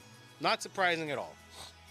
And we'll go even further back behind that, right? When Riot was, well, we'll talk about the monetary shit later. Let's talk about this update on 2XKO, what it means for the game, what it could possibly mean, and kind of decipher a lot of this corporate jargon bullshit. Because when I look at this, when I read this, bro, I really felt like I was just reading a company email at my old job. Filled with fucking buzzwords and bullshit allegories that distract you from the reality of the situation. Hey, everyone! I wanted to take a moment and share an important update on 2XKO. This is a difficult update to share, but we want to be clear about what's changing and why. Yeah, okay. What's changing and why? After a lot of discussion and reflection, we are reducing the size of the 2XKO team. Now, real quick, before we go any further than that, I initially didn't think that was actually a bad idea or a bad move or anything. I think that's par for course. In my experience, at least in the corporate environments that I work for, I was involved in a lot of major deployments across multiple sites. We handled primarily hotel chains, but we did a lot of other stuff. And I would be involved with rollouts of new hardware, software deployments, whatever, right? And if one site needed a complete hardware refresh, we'd do it. We would always overestimate the costs, the productions, all of it, because you can always recoup all that shit by refunding it, selling it back, doing whatever, right? You never, ever want to come short when it comes to rolling out anything new, implementing anything new, because the cost of fixing something as it breaks is far worse than just wasting a little bit of money just to be sure that everything's safe. And so the reduction in team size to me seemed like par for course. You're going to overinflate for the initial launch to make sure all bugs are addressed accordingly. You're going to overinflate to make sure everything is running smoothly. And then once the launch is handled, you reduce the size and you make it manageable. That's corporate deployment 101. However, we can tell a lot from this part. Where is it at?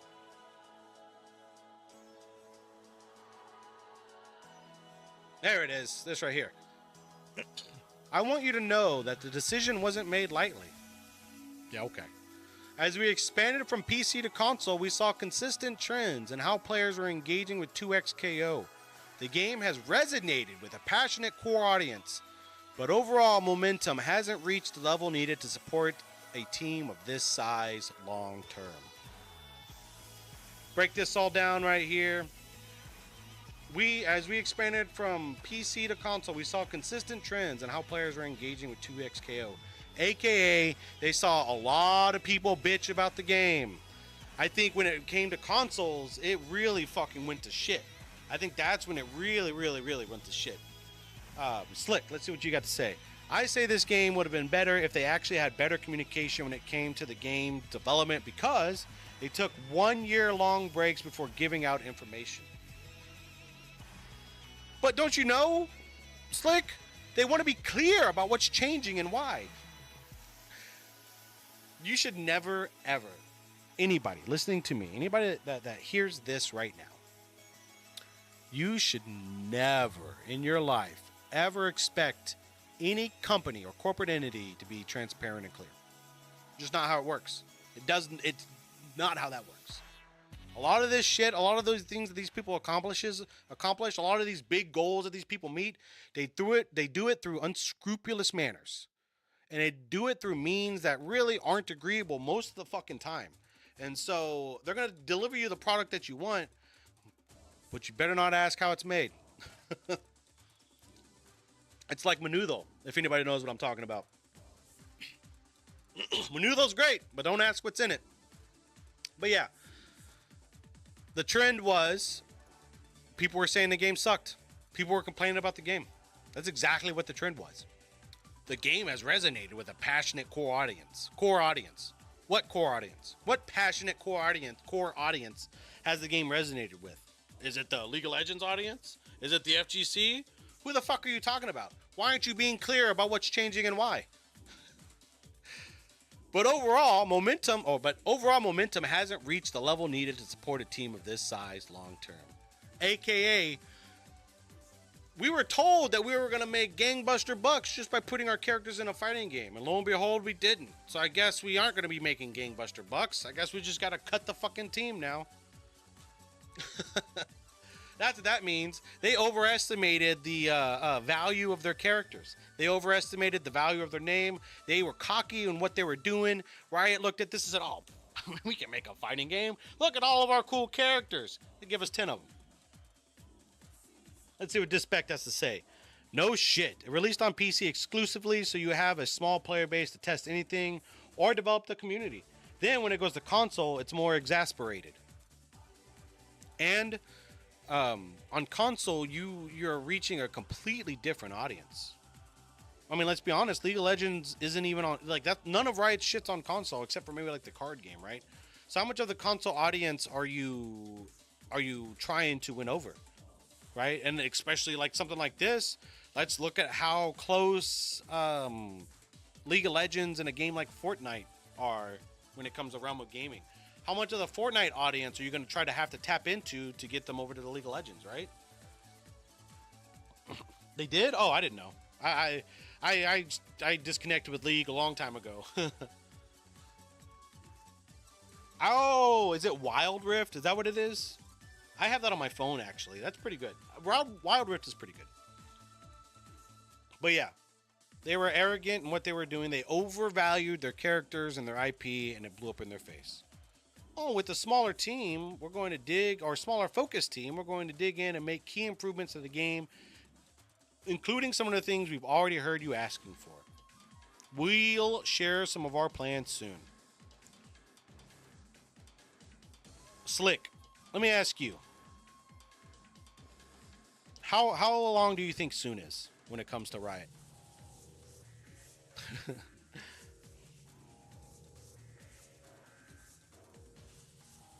What does soon equal? 3 months? Do you think we're gonna get information in 3 months? Anybody want to take that bet?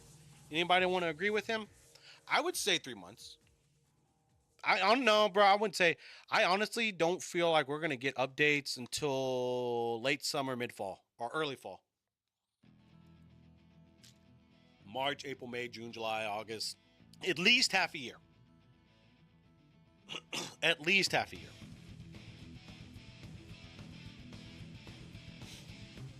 I think that's the soonest we'll get that shit.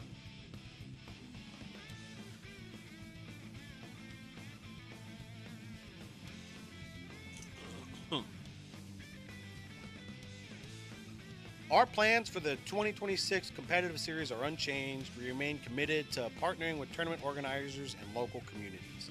Now this right here,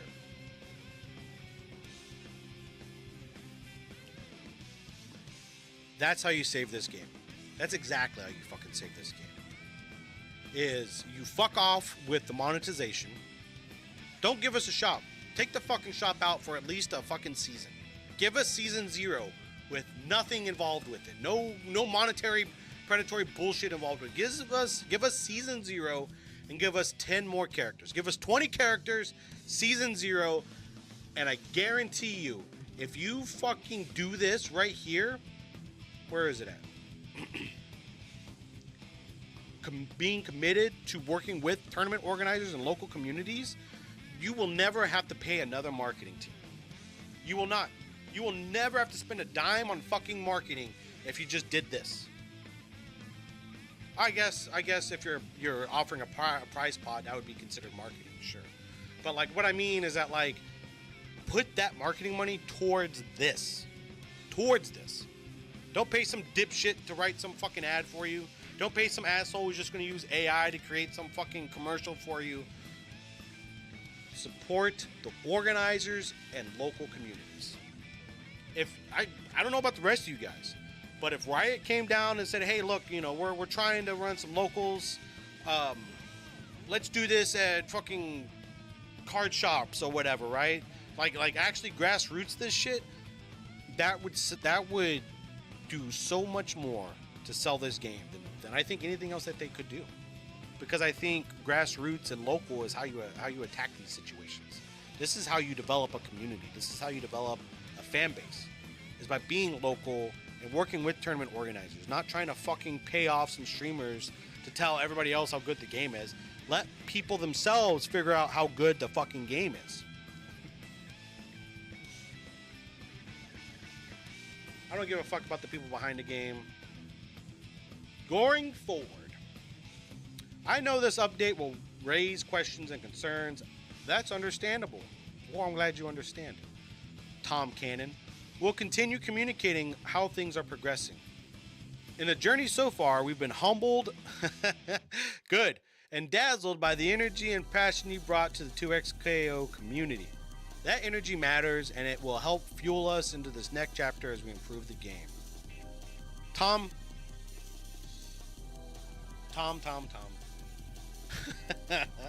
You want to talk about energy and passion being brought into the 2XKO community, bro? I want you. Bro. I wish for just, I don't even know. Like, is there a way to get Tom Cannon and Harada to switch spots when everybody on Twitter was sending all those death threats to Harada over Tekken? Right? You remember that? When everybody on Twitter was just shitting all over the Tekken team and hating on everybody? I want Tom to experience that and then tell me that he was dazzled by the energy and passion that they brought.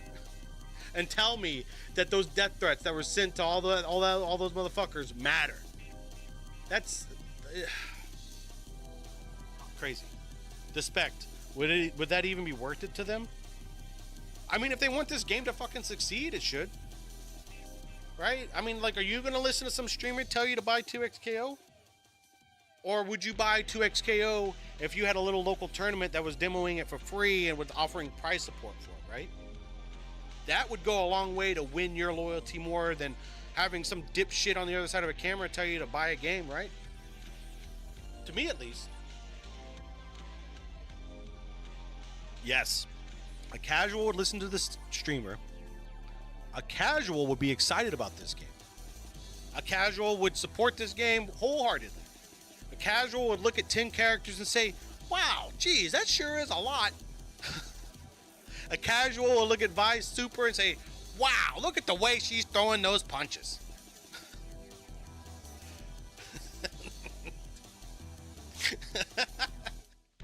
Oh, bro, I'm sorry, dude. I'm sorry. I can't. It bothers the fuck out of me, bro. Not you, but just shit like that.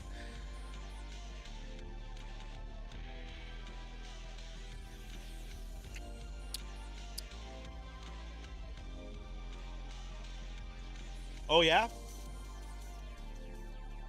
Based off what, Scythe? Compared to what? And don't say compared to fucking Guilty Gear or some shit, because you're comparing nothing. 2XKO is an alright game. It's a passable game. It's a $20 game as it stands, right? I'd spend $20 for 2XKO. But it won't see Evo.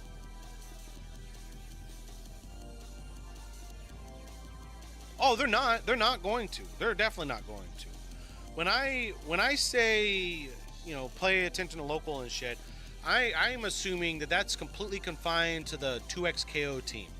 I think the Riot parent company, right? I think the people up there think about this the same way that the people in Tekken 8 think about it. They're only looking at pen and paper. They're only looking at stats, and they're probably already reducing what really probably happened. Let's be real about this. Let's be extremely real about this. The reduction of the team size. You know what it was? I can almost guarantee you that the head of this whole 2XKO team probably had a very difficult conversation with their boss over the overall reception and quality of the game. I think the person ahead and in charge of this whole 2XKO thing had to sit down with their boss or whoever's over him or her, showed them the numbers that they were getting, and that boss person was like, look, we're not doing this. We're not giving you this money. We're reducing your budget at this point. I think that's probably what fucking happened. Let's be honest. This is not an evaluation of the fucking landscape and making a decision based on your own. This is probably somebody getting their ass chewed out in an office because their project didn't do as good as what was projected. And so now their funding's getting cut. That's what I'm thinking. That's exactly what I'm thinking about this. All right, this isn't, oh, well, you know, it kind of just, it was good. Don't get me wrong. It was good, but it just didn't meet our expectations. Right? Nothing any of you guys did. It just didn't have the overall momentum that we needed. And so we're going to have to reduce your budget. Right? You're going to have to make the cuts by the end of the month. We don't want this on our next earnings reporting. Our stockholders are nervous because stock prices are dropping. And so, look. I like 2XKO. I like 2. Look, fighting games are fun. Yeah, I play fighting games all the time. But let's look at our golden goose here, okay? We can't upset the golden goose. Who else is going to pay $500 for League of Legends skins, right? If they're paying for 2XKO. That's the conversation that was had in that fucking office over this. And I've had those conversations, bro. I've had to sit there. I've been on the receiving end of those conversations, and I've been on the giving end of those conversations.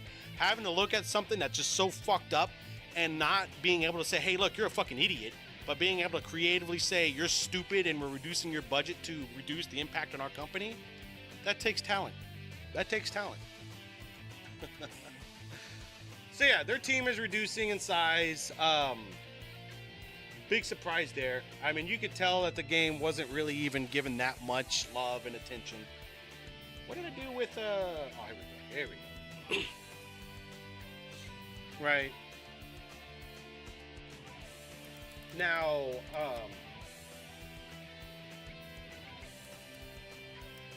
let's see what YouTube has to say about this. Oh, well, what do you know? Let's see what our boy Maximilian has to say about this. Delta Online? What the fuck is Delta Online?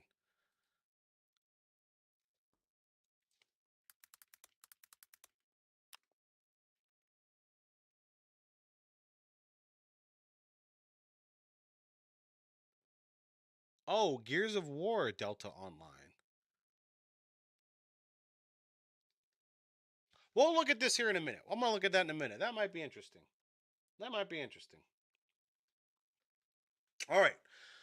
Maximilian, let's see what he has to say about this. Let's go! Oh, real quick, before we do this. Where was it at?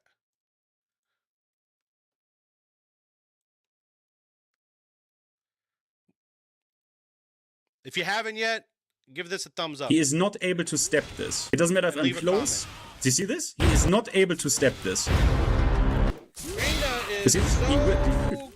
you see the tracking on this? He is not able to step this. He is not able. So, Is such a random players, what we talking about? What the fuck Did this? is that? What the You know what? Actually, listen is to this. this? Listen to this. Yo, I'm gonna give what is Make Out this Teach thing? the most Bro. corporate fucking Hell. comment I can think of. I'm gonna put all that bullshit they hammered into my head to work here. Watch this. I got people in my chat saying that Reyna is ass. Call Finn and have a debate with him about Reyna. I wouldn't be debating him. Yeah, we got people saying that Reyna is completely ass, which is not true. Be honest with you, I think every character, like some characters are definitely stronger than others. But to say like someone like Reyna is ass, to me is just completely absurd. Damn. I just don't. All right, hey guys, time for another video. Oh shit, Finn's already talking. Okay, let me just, whatever. Let's just get into it. And as usual, I don't get to a video I actually planned. I get to something spontaneous because I got obviously triggered. Because I'm getting tired of the downplay and players blaming their characters for their skill issue.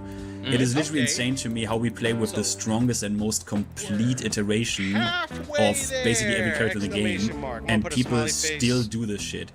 I think it's beyond time to check this scrub behavior and show what I mean. Now, this was a I forgot I was playing the music. Of a and then we'll put a smiley face. Player. I can't really believe that, but okay. Let me right. read what this person said. First sin is done. Was over nerfed in my opinion. She's yeah, the we'll do weakest like this. Okay. Yes, even weaker than Deviljin. Deviljin has better tracking. I have to say, counter hit tools, better lows, better while I had my better apprehensions about the reason why I believe Reyna deserves, you always want to make sure whoever you're talking about, you name them first and last, do the first reference. It's only the first time you reference them, so that they got the entire name, they understand what you're saying, right? Because it could just be any Reyna that we could be talking about. What's up, Crypto God? You here to sell me some blockchain, bro? Okay. Well, I had my apprehensions about Reyna Mishima. This video did such a wonderful job at clearing up any kind of misunderstanding. Must be 3 times better than her opponent and not make a single mistake in order to win against a less misunderstanding. Honestly, that one would have about such an so this gentleman thinks Reyna was over nerfed and appealing, weaker tracking than Deviljin. You see how it repeats itself. I highlighted it for you.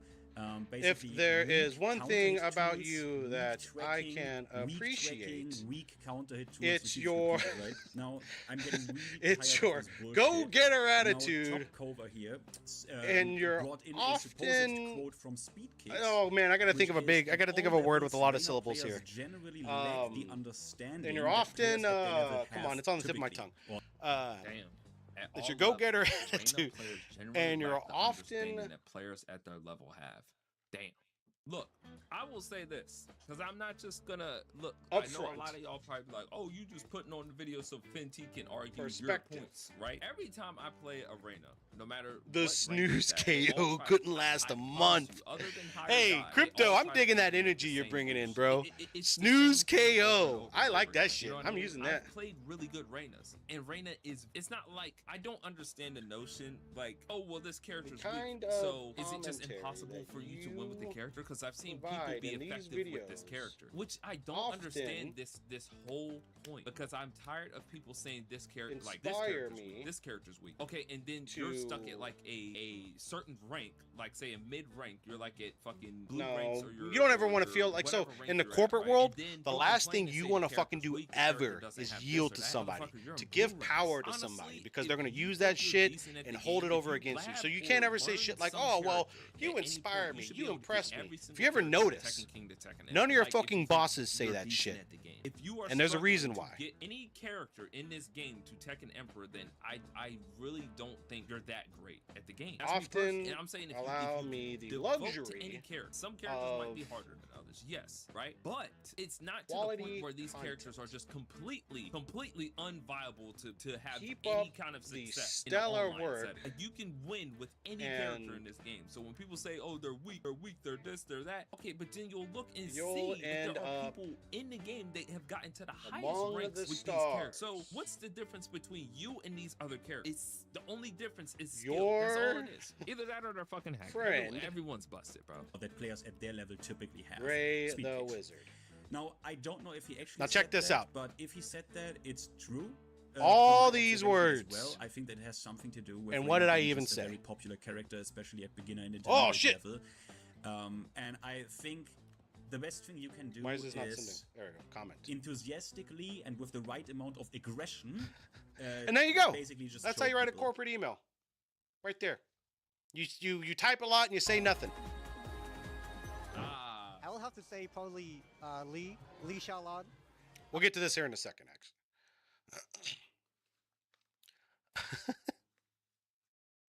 Easy way to go to sleep. Watch 2XKO. God damn, bro. Crypto, what do you let me ask you this. Do you are you a fan of Riot? Do you play League of Legends or any of the other Riot games?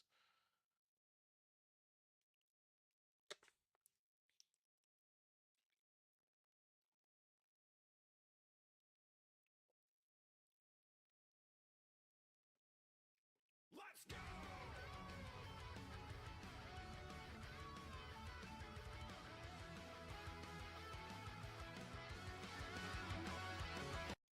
SNK, bro. You've been playing fighting games for a minute, right? I feel like people who admit that they play SNK are people that have put years into fighting games. You don't just casually get into SNK, right? Like, yeah, that's one of those games where it's like you have to be a fighting game player to even approach SNK, I feel like. Oh. I'm about to be sad. And again, am I like Earth's greatest champion of 2X? Is that is heroines in your editing folder? No, I've actually like hoped for the best the entire time while giving criticism on certain things and also highlighting the things that I like about it a lot. But what's happening now with 2XKO does not instill a ton of confidence. The message didn't even come from 2XKO, it came from Riot Games. It's a message from the overlords. It's from Riot. All right, so I'm gonna go over this. That actually, okay, well, never mind then. I didn't know that Steve guy or Tom guy, whoever the fuck that was actually like, I thought he was just the 2XKO guy. So if their bosses, if the head honcho is writing about this, how does that make you guys feel? Does it make it, is there any difference between like the big guy at Riot telling you this as opposed to just some minion in management?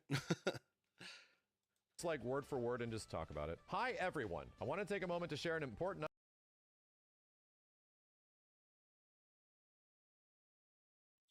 Nice. Okay, so then let me ask you this: how do you how do you feel about Tekken 8? How do you feel about Tekken 8? An update on 2XKO. This is a difficult update to share, but we want to be clear about what's changing and why. Oh, no, this is from Tom. Oh shit. Okay, I was about to say, bro. Who's this from? Is this from the general corporate overlords? Is it from people that actually work on 2XKO? No, it's from like the lead guys. After a lot of discussion and reflection, we are reducing the size of the 2XKO team. I want you to know that the decision was not made lightly. We expanded from PC to console. We saw consistent trends in how players long term. With a smaller focus team, amount is discussed will continue. But as I understand it, they pretty much cut the team in half, right? Didn't they have about 160? Yeah, I think the word on the street is they had about 160 employees, and now they're down to 80. Also, just gonna throw it out there, that's a lot of people being laid off, and it's mega sad. But also, 160 people working on a fighting game is a shit ton. That's a no fucking lie, actually. How do you have that many people on this? Like, I'm trying to think about like how much of the game can be divided. 160 people. I want to say about 40 people to a team. So that's 4 teams.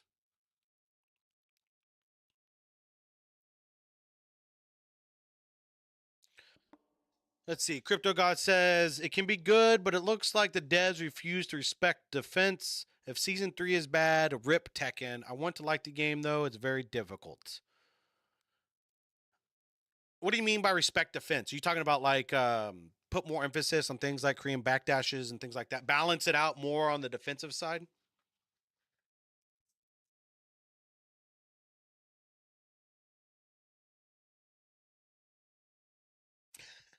King of Fighters, bro, is a very niche game, bro. SNK. SNK makes very niche fighting games. You either like them or you don't. Nobody's ever casually into SNK. You're either like hardcore into SNK or you're not.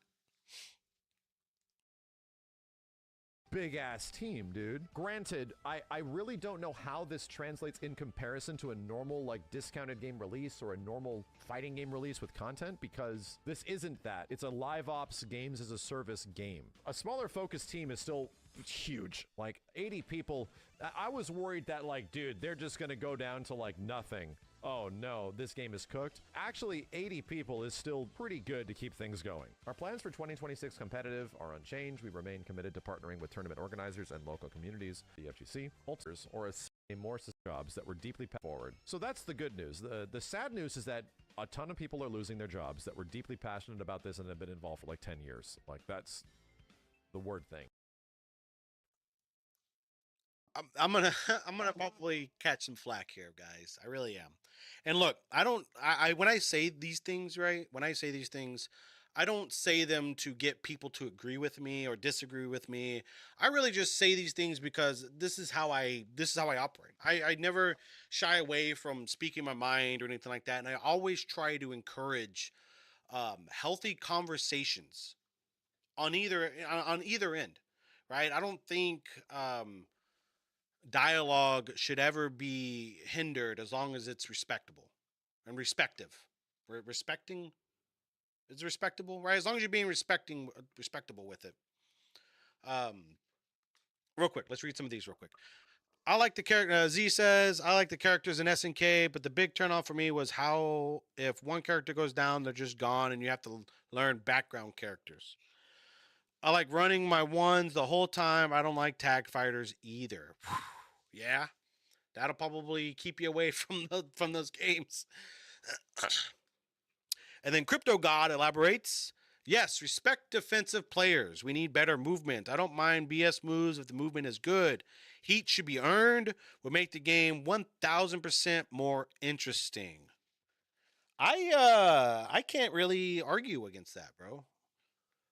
I think if movement is better, then the BS moves will be more digestible. I 100% believe that.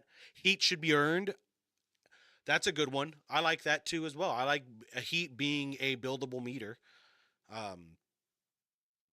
You're kind of speaking logic here. I can't disagree with any of that shit, bro. That's true. The key word is sustainability. Like, this shit has to make money. You cannot just produce games and then they come out as free. Like, they've been involved for like 10 years. Like, that's what I was going to say. So, yeah, I believe, I 100% truly do believe in, like, open dialect, right? So, here's what I'm going to say. Let's go back. The word thing. The key word is sustainability. Like, this shit has to fall for like 10 years. The news is that a ton of people are losing their jobs. Sustainable path forward. So that's the good news. The sad news is that a ton of people are losing their jobs that were deeply passionate about this and have been involved for like 10 years. Deeply passionate. I don't know about that, Max. I don't know. Like, look. I'm not saying that people that work in these companies are all soulless, right? But 160 people are a lot of motherfuckers, bro. And I don't think all 160 of those people were deeply passionate about this game. I really don't. I've seen firsthand experience when everybody's on the same page. The product that comes out is immaculate. When everybody's goal oriented, when there's a single goal in mind and everybody's rowing the ship together, you come out with something amazing. But the fact that the team got reduced to half of what it is, we're in this situation we are now. The development is what it is. The game looks like what it is. I don't see much passion in that. I'm sorry. I don't know though. I don't know. I'm not saying all 80 people that got laid off were not deeply passionate. I'm sure there were some people that really fucking cared about what this could have been and were probably really fucking bummed at the whole turnout of things, right? And it sucks, bro. It sucks. Attaching yourself to something, putting all your energy into it, and then just being cut for reasons beyond your fucking control, right? Especially if like those people that got cut were the ones trying to warn everybody of how shitty things are going to end up, bro. And it's never really like, I'll put it to you this way. In the corporate world, a highly productive asshole is always going to keep their job over just a productive person. That's just the way it goes. That's just the way it goes. So there were probably a lot of good people that lost their jobs, but at the same time, I don't know about that. I don't know about everybody being highly passionate. Sucks that people lose jobs, bro, but people also lose jobs for correct reasons. People also lose jobs justifiably, right? How much of that 160 team was bloat? We don't know. We don't know. So it's just hard for me to accept that and digest that as a whole. But that's just me. That's just something I had to say. Like, that's the word thing. The key word is sustainability. Like, this shit has to make money. You cannot just produce games and then they come out as free titles and they don't make money. We saw this with other games like Rumbleverse, where it just did not have sustainability, sadly. It did not have the ability to like build a core enough audience to get people in there to buy things where it could continue forward. It's technically been less than a month that it's out. There's one thing that is very different from this than most things like shooters or otherwise. Different genres have the opportunity to build their audience much more. Like High Guard has a much wider opportunity to build an audience and give people a chance to get into it and see if they like it, to even try it, because of just the nature of it being a shooter, like a naturally kind of accessible. That is very, very fucking true. Pretty much any other genre out there has a wider opportunity to reach a bigger audience. It was going back to what I was saying before about fighting games and how they need to be, they're inherently it has to be a niche thing, bro. You can't have an outstanding fighting game that's accessible for everybody. You just can't do it. You have to play to that niche. You have to cater to that niche, or else you're gonna end up having some half-ass amalgam of an all right fighting game, possibly, and then the rest of it is just bullshit.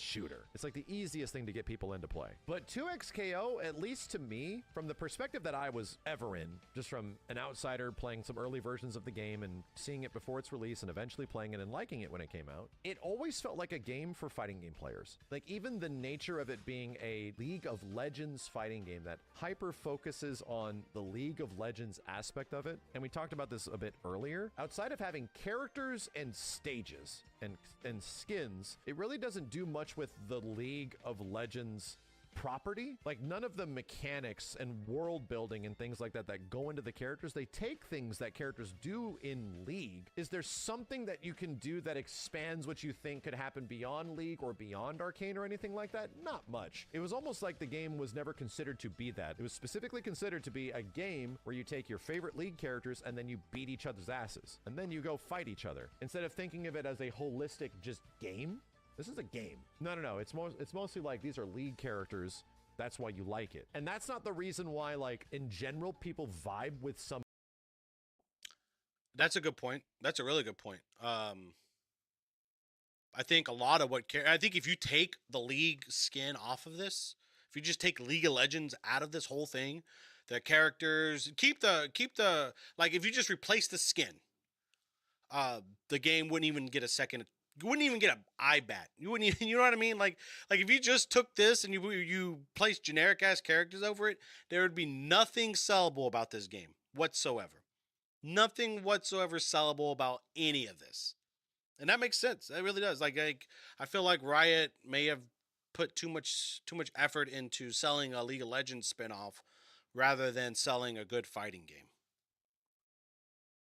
Fighting games, usually some fighting games will provide something to you that you think is cool and then make you fall in love with it. I got that in this game because I'm a fighting game player. Like, Warwick did it for me. That was the moment I turned on this game where it's like, damn, I'm having fun. I actually got a character that I really think is Z. Oh yeah, that's what I was saying earlier. Like the League game, Arcane, content creators, etc., bringing people in for this one. Do you think that was a good idea, Z? Do you think that was smart on their end? I feel like that was erroneous. I feel like they could have taken that money and that effort and invested it better in just this being a fighting game. The genre, you think, was a mistake? Is it? Why? I'm curious to see why you think that, Z.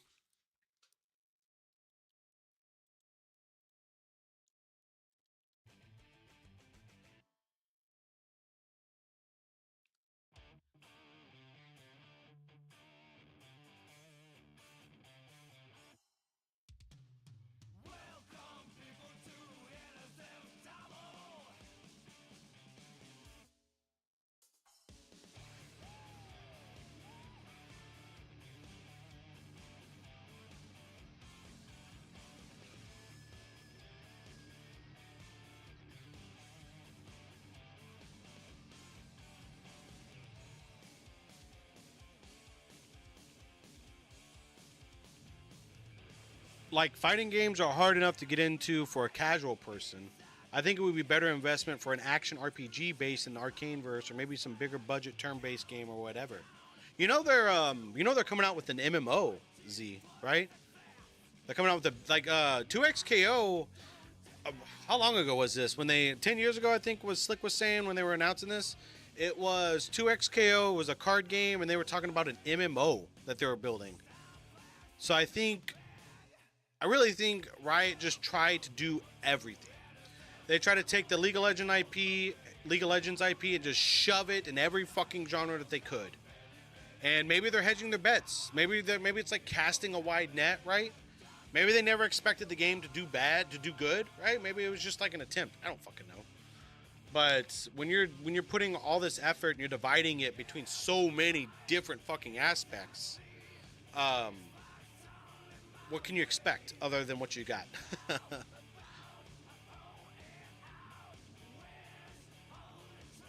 Oh, we're gonna talk about the their cash system, because that's even crazier to talk about, bro. We'll talk about that here in a second. Pretty cool. The problem is that not everyone's going to be able to vibe with that with a small roster. And even when it came to other games like Dragon Ball that many other people vibed with, but I just didn't for a very long time. I enjoyed it, but I just could not get into it as much as everybody else. That wasn't until the later seasons where I found my characters, man. This is a game that specifically is asking its user base, how do you engage with it? How do you play this game? You jump into lobbies and you fight each other. Do you like level up your character and like get them new gear and stats and take them through a single player arcade ladder or something that allows you to have different runs and get different buffs, or lets you engage with it like a normal video game and not specifically just an online game? No, it was never that. Which means that, in my opinion, if it's a game that's asking you to specifically play it like it is, you're just going online and fighting people, my dude, it's a fighting game for fighting game players. Even people would criticize Tekken 8. I'm like, dude, Tekken 8 has a shit ton of content. So much stuff that you can do. A fighting game for fighting game players.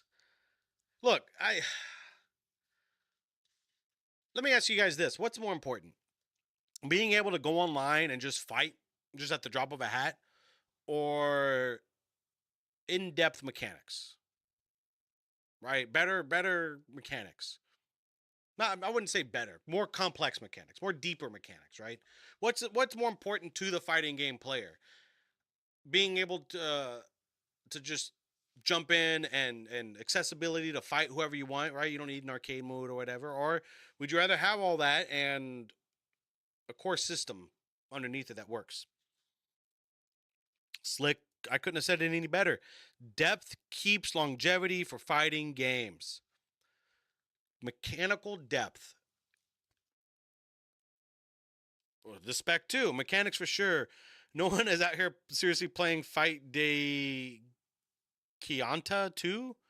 What the fuck is, bro? The spec, dude. We need to sit down. I need to get some suggestions from you, bro. I feel like I can do like a whole ass fucking stream of just playing cool shit that you suggest, because you suggest a lot of shit I know nothing about. If you don't want to fight people, if you're nervous about going into ranked or fighting others, like there's a metric ton of stuff you can do in Street Fighter 6, obviously, but also Tekken 8. And even if we compare it to other games that are also like technically free to play, Grand Blue also offers a shit ton of stuff that you can do outside of just going on and playing fighting games. Like, the opportunity to get someone to fall in love with a fighting game specifically is that unless you already love these characters deeply, you have to give people the chance to fall in love with it. We've seen it time and time happen again with a variety of other games. People fall in love with the game in some way that isn't playing online, and then eventually they go online, and then eventually they fall in love with it. Let's move forward. Fall in love with the game and the characters. Bro, for fucking real. For real. With fighting games, bro, I really... you know what's weird, too? It's almost like a weird dichotomy, man, because on one end, like, fighting games can absolutely thrive with really no story or lore attached to it, right? If a fighting game, if the mechanics are core... I'm sorry, hold on. Oh, man. I was fighting that yawn for a second. If the mechanics are really good and the core mechanics are good, then you don't really need that big of a story. But at the same time, what attracted you guys to fighting games? For me, bro, it was Scorpion in Mortal Kombat 1 on the Sega Genesis. Seeing that fucking... ooh, thanks for the follow, bro. I really appreciate that. Gree Preeson. Where's this? Here we go. I'm gonna go up here. No, that's not it. Is it this? Yeah, there it is. Bring that up here. Tight. Okay. Can I react to your TikTok edit?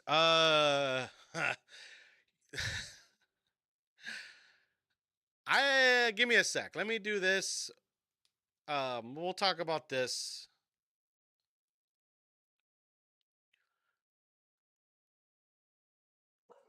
But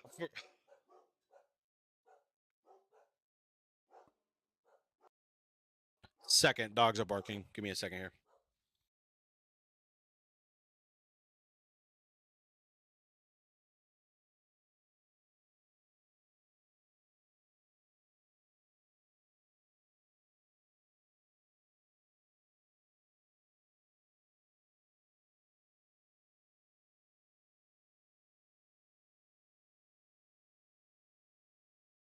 Okay. Yeah, it was Scorpion, bro. Seeing Scorpion throw that spear at some motherfucker when I was for the first time, that's what hooked me. Character design, bro. If you got a cool character fucking design, I'm in. Same with Yoshimitsu, bro. Seeing that badass fucking laser sword in Tekken 3, dude, I immediately knew that the second I would get into a Tekken, that would be my character. Let's see what you guys hear. Let's see what you guys have to say. My first fighting game was Killer Instinct, Slick says. Bro, Killer Instinct was badass. That intro, that song, man. Bro.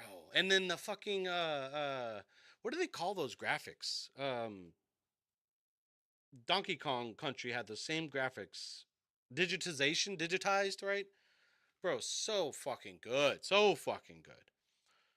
Z, what attracted me to Tekken was tournament players. I went through the phase of being scared of the game until I looked at motivation videos on YouTube. Bro, I was also scared of Tekken. I was scared of Tekken all the way up until Tekken 8, dude. The second I saw, like, I went to an arcade, bro, and was it Tekken 3 or 4 or 2? I think it was either 2, can't remember, but it was a Tekken cabinet. And it had the overlay over it where it had all the inputs. I saw a fucking star on one of those inputs, bro, and I said, nah, this game ain't for me. This game ain't for me, bro. I can't. What the fuck is a star? Why does a star need to be in a command? And since then, I've been intimidated by the game. And Tekken 8 came along, and I said, fuck it. Might as well do it, bro. Might as well. Watching modern tournament play get you into games, Z. I just like the ideas of ultra combos and the fucking ultra, right? That was pretty fucking cool, bro. Killer Instinct was so fucking different from fighting games at the time, and it needed to be. Killer Instinct is exactly what it needed to be at that time because you couldn't compete with Mortal Kombat. You saw a lot of other games try to and fail. You couldn't compete with Street Fighter. You saw a lot of games try to and fail. And so KI did Rare, bro. Rare was in a godly fucking form back then, bro. They were pumping out cool shit. Despect. The first fighting game that got me into was Ultra Street Fighter 4. All my cousins played it, and I was the only one who couldn't lab. I truly hated being left behind like that, so when I got the game, I labbed it for like 4 days straight. Bro, okay, so I got 2 stories. First off, Street Fighter 4, dude. I was working at the mall at the time at a fucking kiosk selling phones, bro. And during my lunchtime, I would go to the EB Games, I think is what it was. And they just released Street Fighter 4, so they had the demo or the unit out there where you could play it, right? And it would be like an arcade, bro. There'd be motherfuckers just in a line. And so I'd spend my whole lunch hour playing Street Fighter 4. And then I thought I was good. And I'm at a house party some months later, bro. And I see a friend of mine there who I've always had rivals with. Magic the Gathering, fighting games, whatever. If it was competitive, he and I were butting heads on it. And this is a house party, and there were about 30 people at this fucking party, bro. And he was like working somebody in Street Fighter 4 really bad. And so I ended up talking shit to him. Like, bro, why don't you just play like a real fucking fighting game player, bro?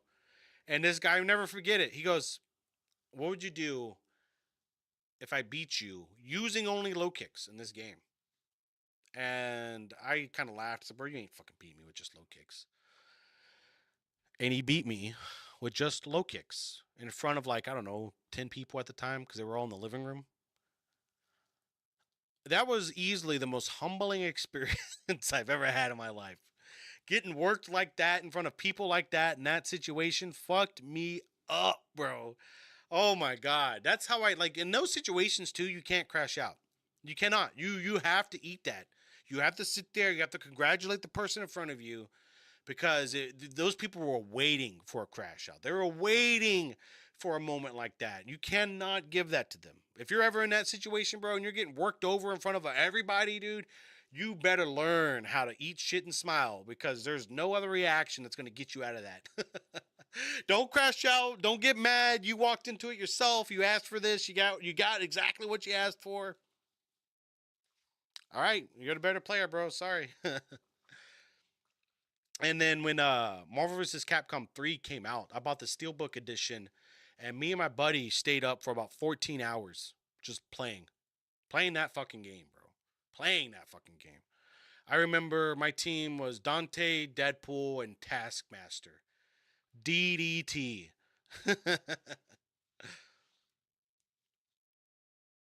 Z Celebrity. Bro, right? I was looking at my DualShock 4 like, where the fuck is this? Bro, how do you think I felt, bro? There was no internet at the time either, bro. I just saw that shit. And I'm like, I don't know what the fuck that is. And then all of a sudden they were talking about the mechanics of the game and each button controlled each arm. Like, bro, I just want high punch, low punch, high kick, low kick. Just give me that. Or give me light, medium, heavy. I don't want to have to think about what the fuck my right arm is doing as I'm trying to mash whatever the fuck my left arm is doing at the same time my right foot is doing something, right? Or right, left, whatever. That fucked me up.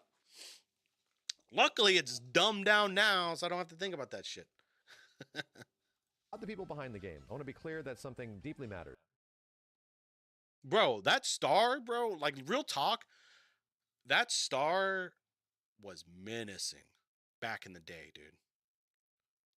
That star meant you either knew what the fuck you were doing or you just stayed away from the game. Nobody was going to tell you. At least nobody told me, right? Nobody was going to tell me. I never was around anybody that with fighting games specifically, I was never around anybody that willingly shared knowledge. I was always around people that I had to either beat that knowledge or pry it out of their fucking hands. So I never knew what the fuck the star was up until I think 8, I think. And even then, what is it, a delayed timing or some shit like that, right? I don't know. I still don't fucking know. The people who helped 2XKO over the years with their creativity, care, and belief, taking creative risks, this transition, that's nice. We'll continue community, the energy, and for the point where it's not looking great, they're going to continue forward, but it's not dead in the water.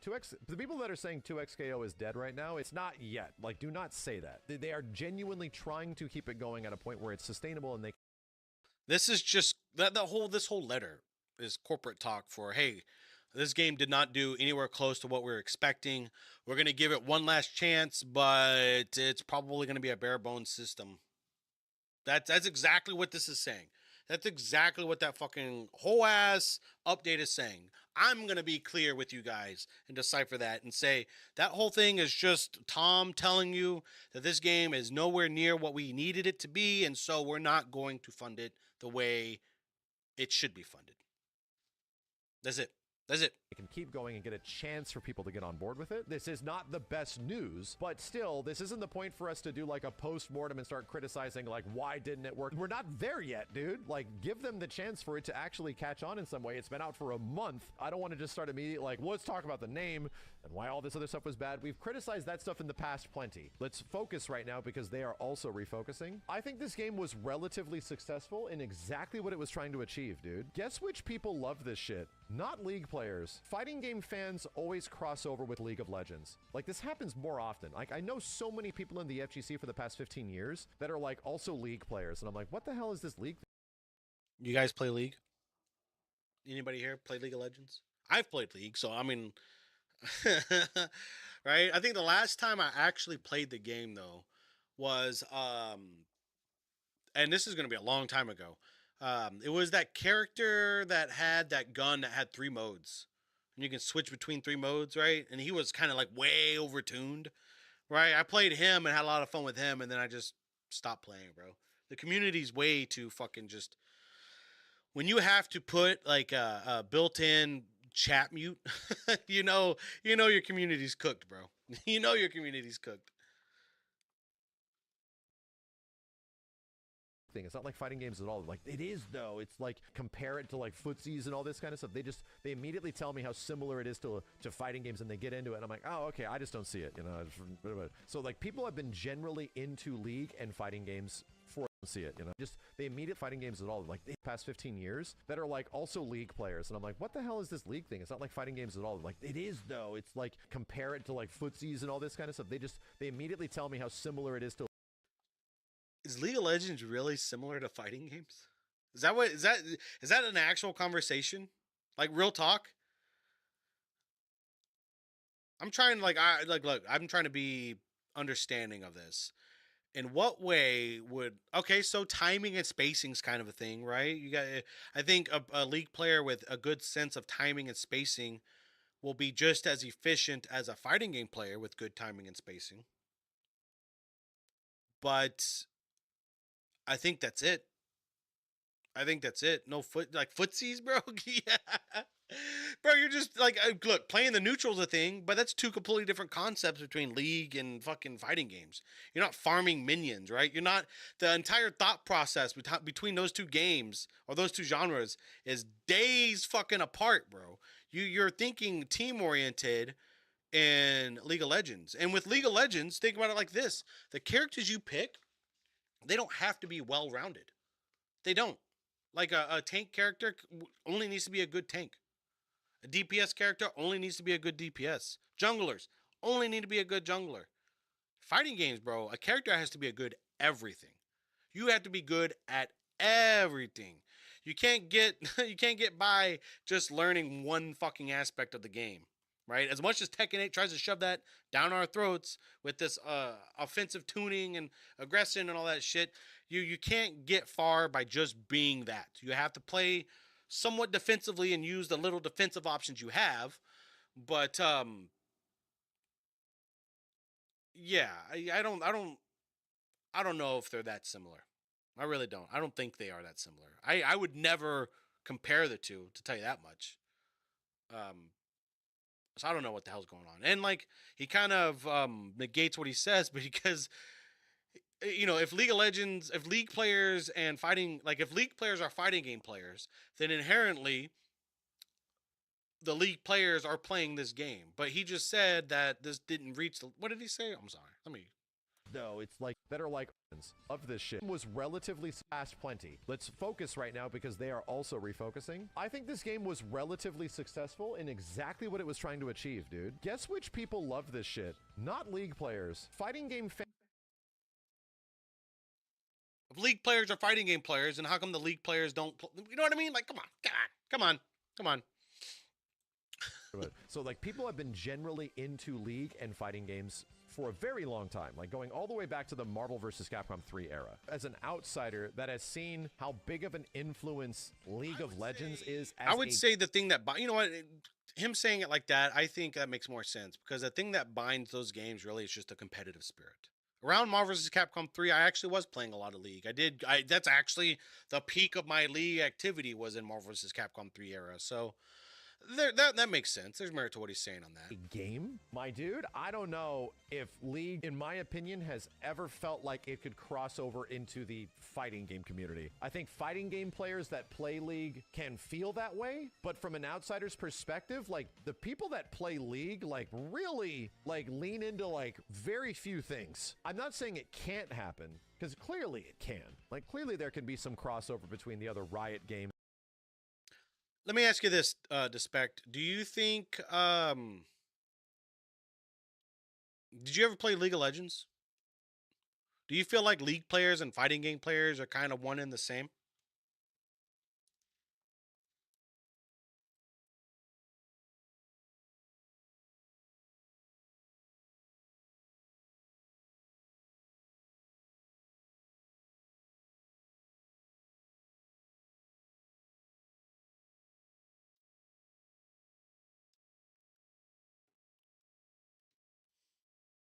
Yeah, same. Yeah, same.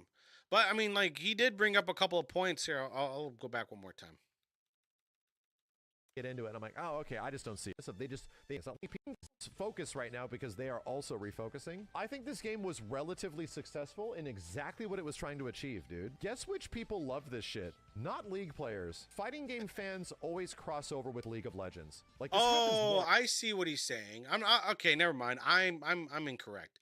He's saying fighting game players cross into League. He's not saying League and fighting game players are the same. That makes more sense. That makes totally more sense. You ever play League? You said not really?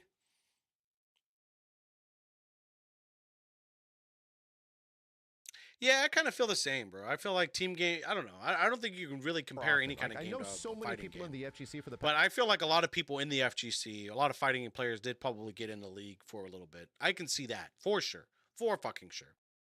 To also these other things, it's still comparatively small. It still seems like it's huge, but my dude, League of Legends is such a big thing. I use the same comparison to Smash Brothers. Like, Smash fans usually like Smash. Does that cross over sometimes? Oh yeah. Riddles and several other players like become really big normal fighting game players. They become You're talking about Dota, right? Or Tekken players or whatever. We have witnessed that happen, but is that like the representation of everything? Does that represent all of it? Does like a few players that jump the gap and realize that, oh, normal fighting games have a lot of similarities to Smash in many ways. I can transfer my knowledge and information that I've learned into this and get better at this too. Yeah, but also most Smash fans just like Smash. Same thing with Street Fighter fans. Don't get me wrong. This applies to everything across the board. All I'm saying is that if the expectation was that like a quarter of the League audience is going to come over and play the League fighting game, a tenth of it, I think the reality of the situation is that it was a very small percentage. And even if there was like crossover in the Riot launcher that's showing all of this, like if oh wait, is predecessor the actual name of the game, or are you saying that you played its predecessor? I'm getting confused here, bro. It's one thing that I kind of felt for a very long time, like, I don't know, like very much are in a bubble, dude. And they sit there in their bubble and they do their thing. Most FGC's chat are that way. The context of the situation is important. Yes, fighting game fans have been telling Riot and League of Legends, hey, a League of Legends fighting game. Hell yeah. Fighting game fans have been saying that. Have League players been saying that? I don't know, man. League players out there rushing mid or some shit? Damn. Bros, what about a League of Legends fighting game? This would be crazy. Bro, I remember that shit, bro. Paragon was pretty good. It's still, wait, they just changed it to predecessor? Is it still third player or third person perspective? Over the shoulder, right? Oh, I think fighting game fans look at the League roster and go, bro, this shit could be sick. Yeah, I think that's kind of been the case for a very long time. What is Dragon Ball? My dude, Dragon Ball FighterZ was fulfilling a 20-year gap of people open source wanting a Dragon Ball to be that's like a badass game. Like, can we not just so it's probably turned into something pretty cool, huh? 2D Dragon Ball game, my dude. It was fulfilling like a 20-year missing element that was just not there. The closest you got was Super Dragon Ball Z on PlayStation 2. And even that was like still crazy and weird and not exactly it. Combining that fandom with that extreme gap of like, damn, this has been missing for this long period of time. Dragon Ball FighterZ just hit in every single way it possibly could. I actually think 2XKO found its audience. Fighting game fans love this game. Like, not all of them do. I've noticed that versus game fans have not really found their place in it as much, that are really big into MVC games. It feels like a lot of them conflict with this shit quite a bit. I feel like for... That makes a lot of sense too, because when you're I mean, let's face it, the Marvel vs. Capcom is the versus system. It is the versus game, right? And that's the standard. That's the complete standard. And how many of us are used to fighting to that standard, right? And I'm not saying, well, I guess I kind of am saying 2XKO isn't meeting that standard, but like the mechanics feel different. They're not bad, but it's just different. And so a lot of the instincts that I carried from Marvel versus Capcom, all of the instinctual shit I've carried from Marvel versus Capcom into this game kind of doesn't apply, and I have to try to approach this from how this game is made and how this game is played, and it's kind of shallow. It's a lot of it. A lot of it to me is rock paper scissors. A lot of it, and I don't know, just not for me. Just not for me.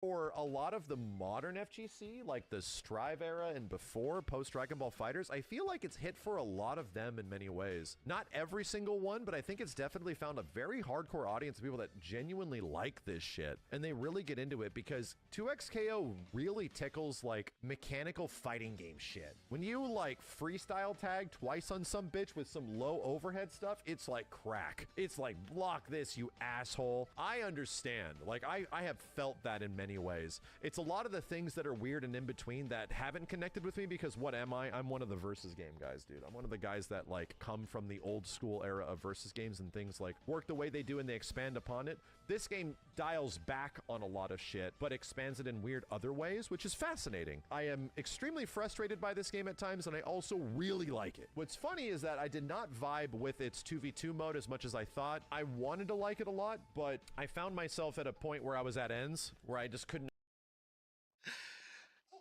You know what I really, really fucking love about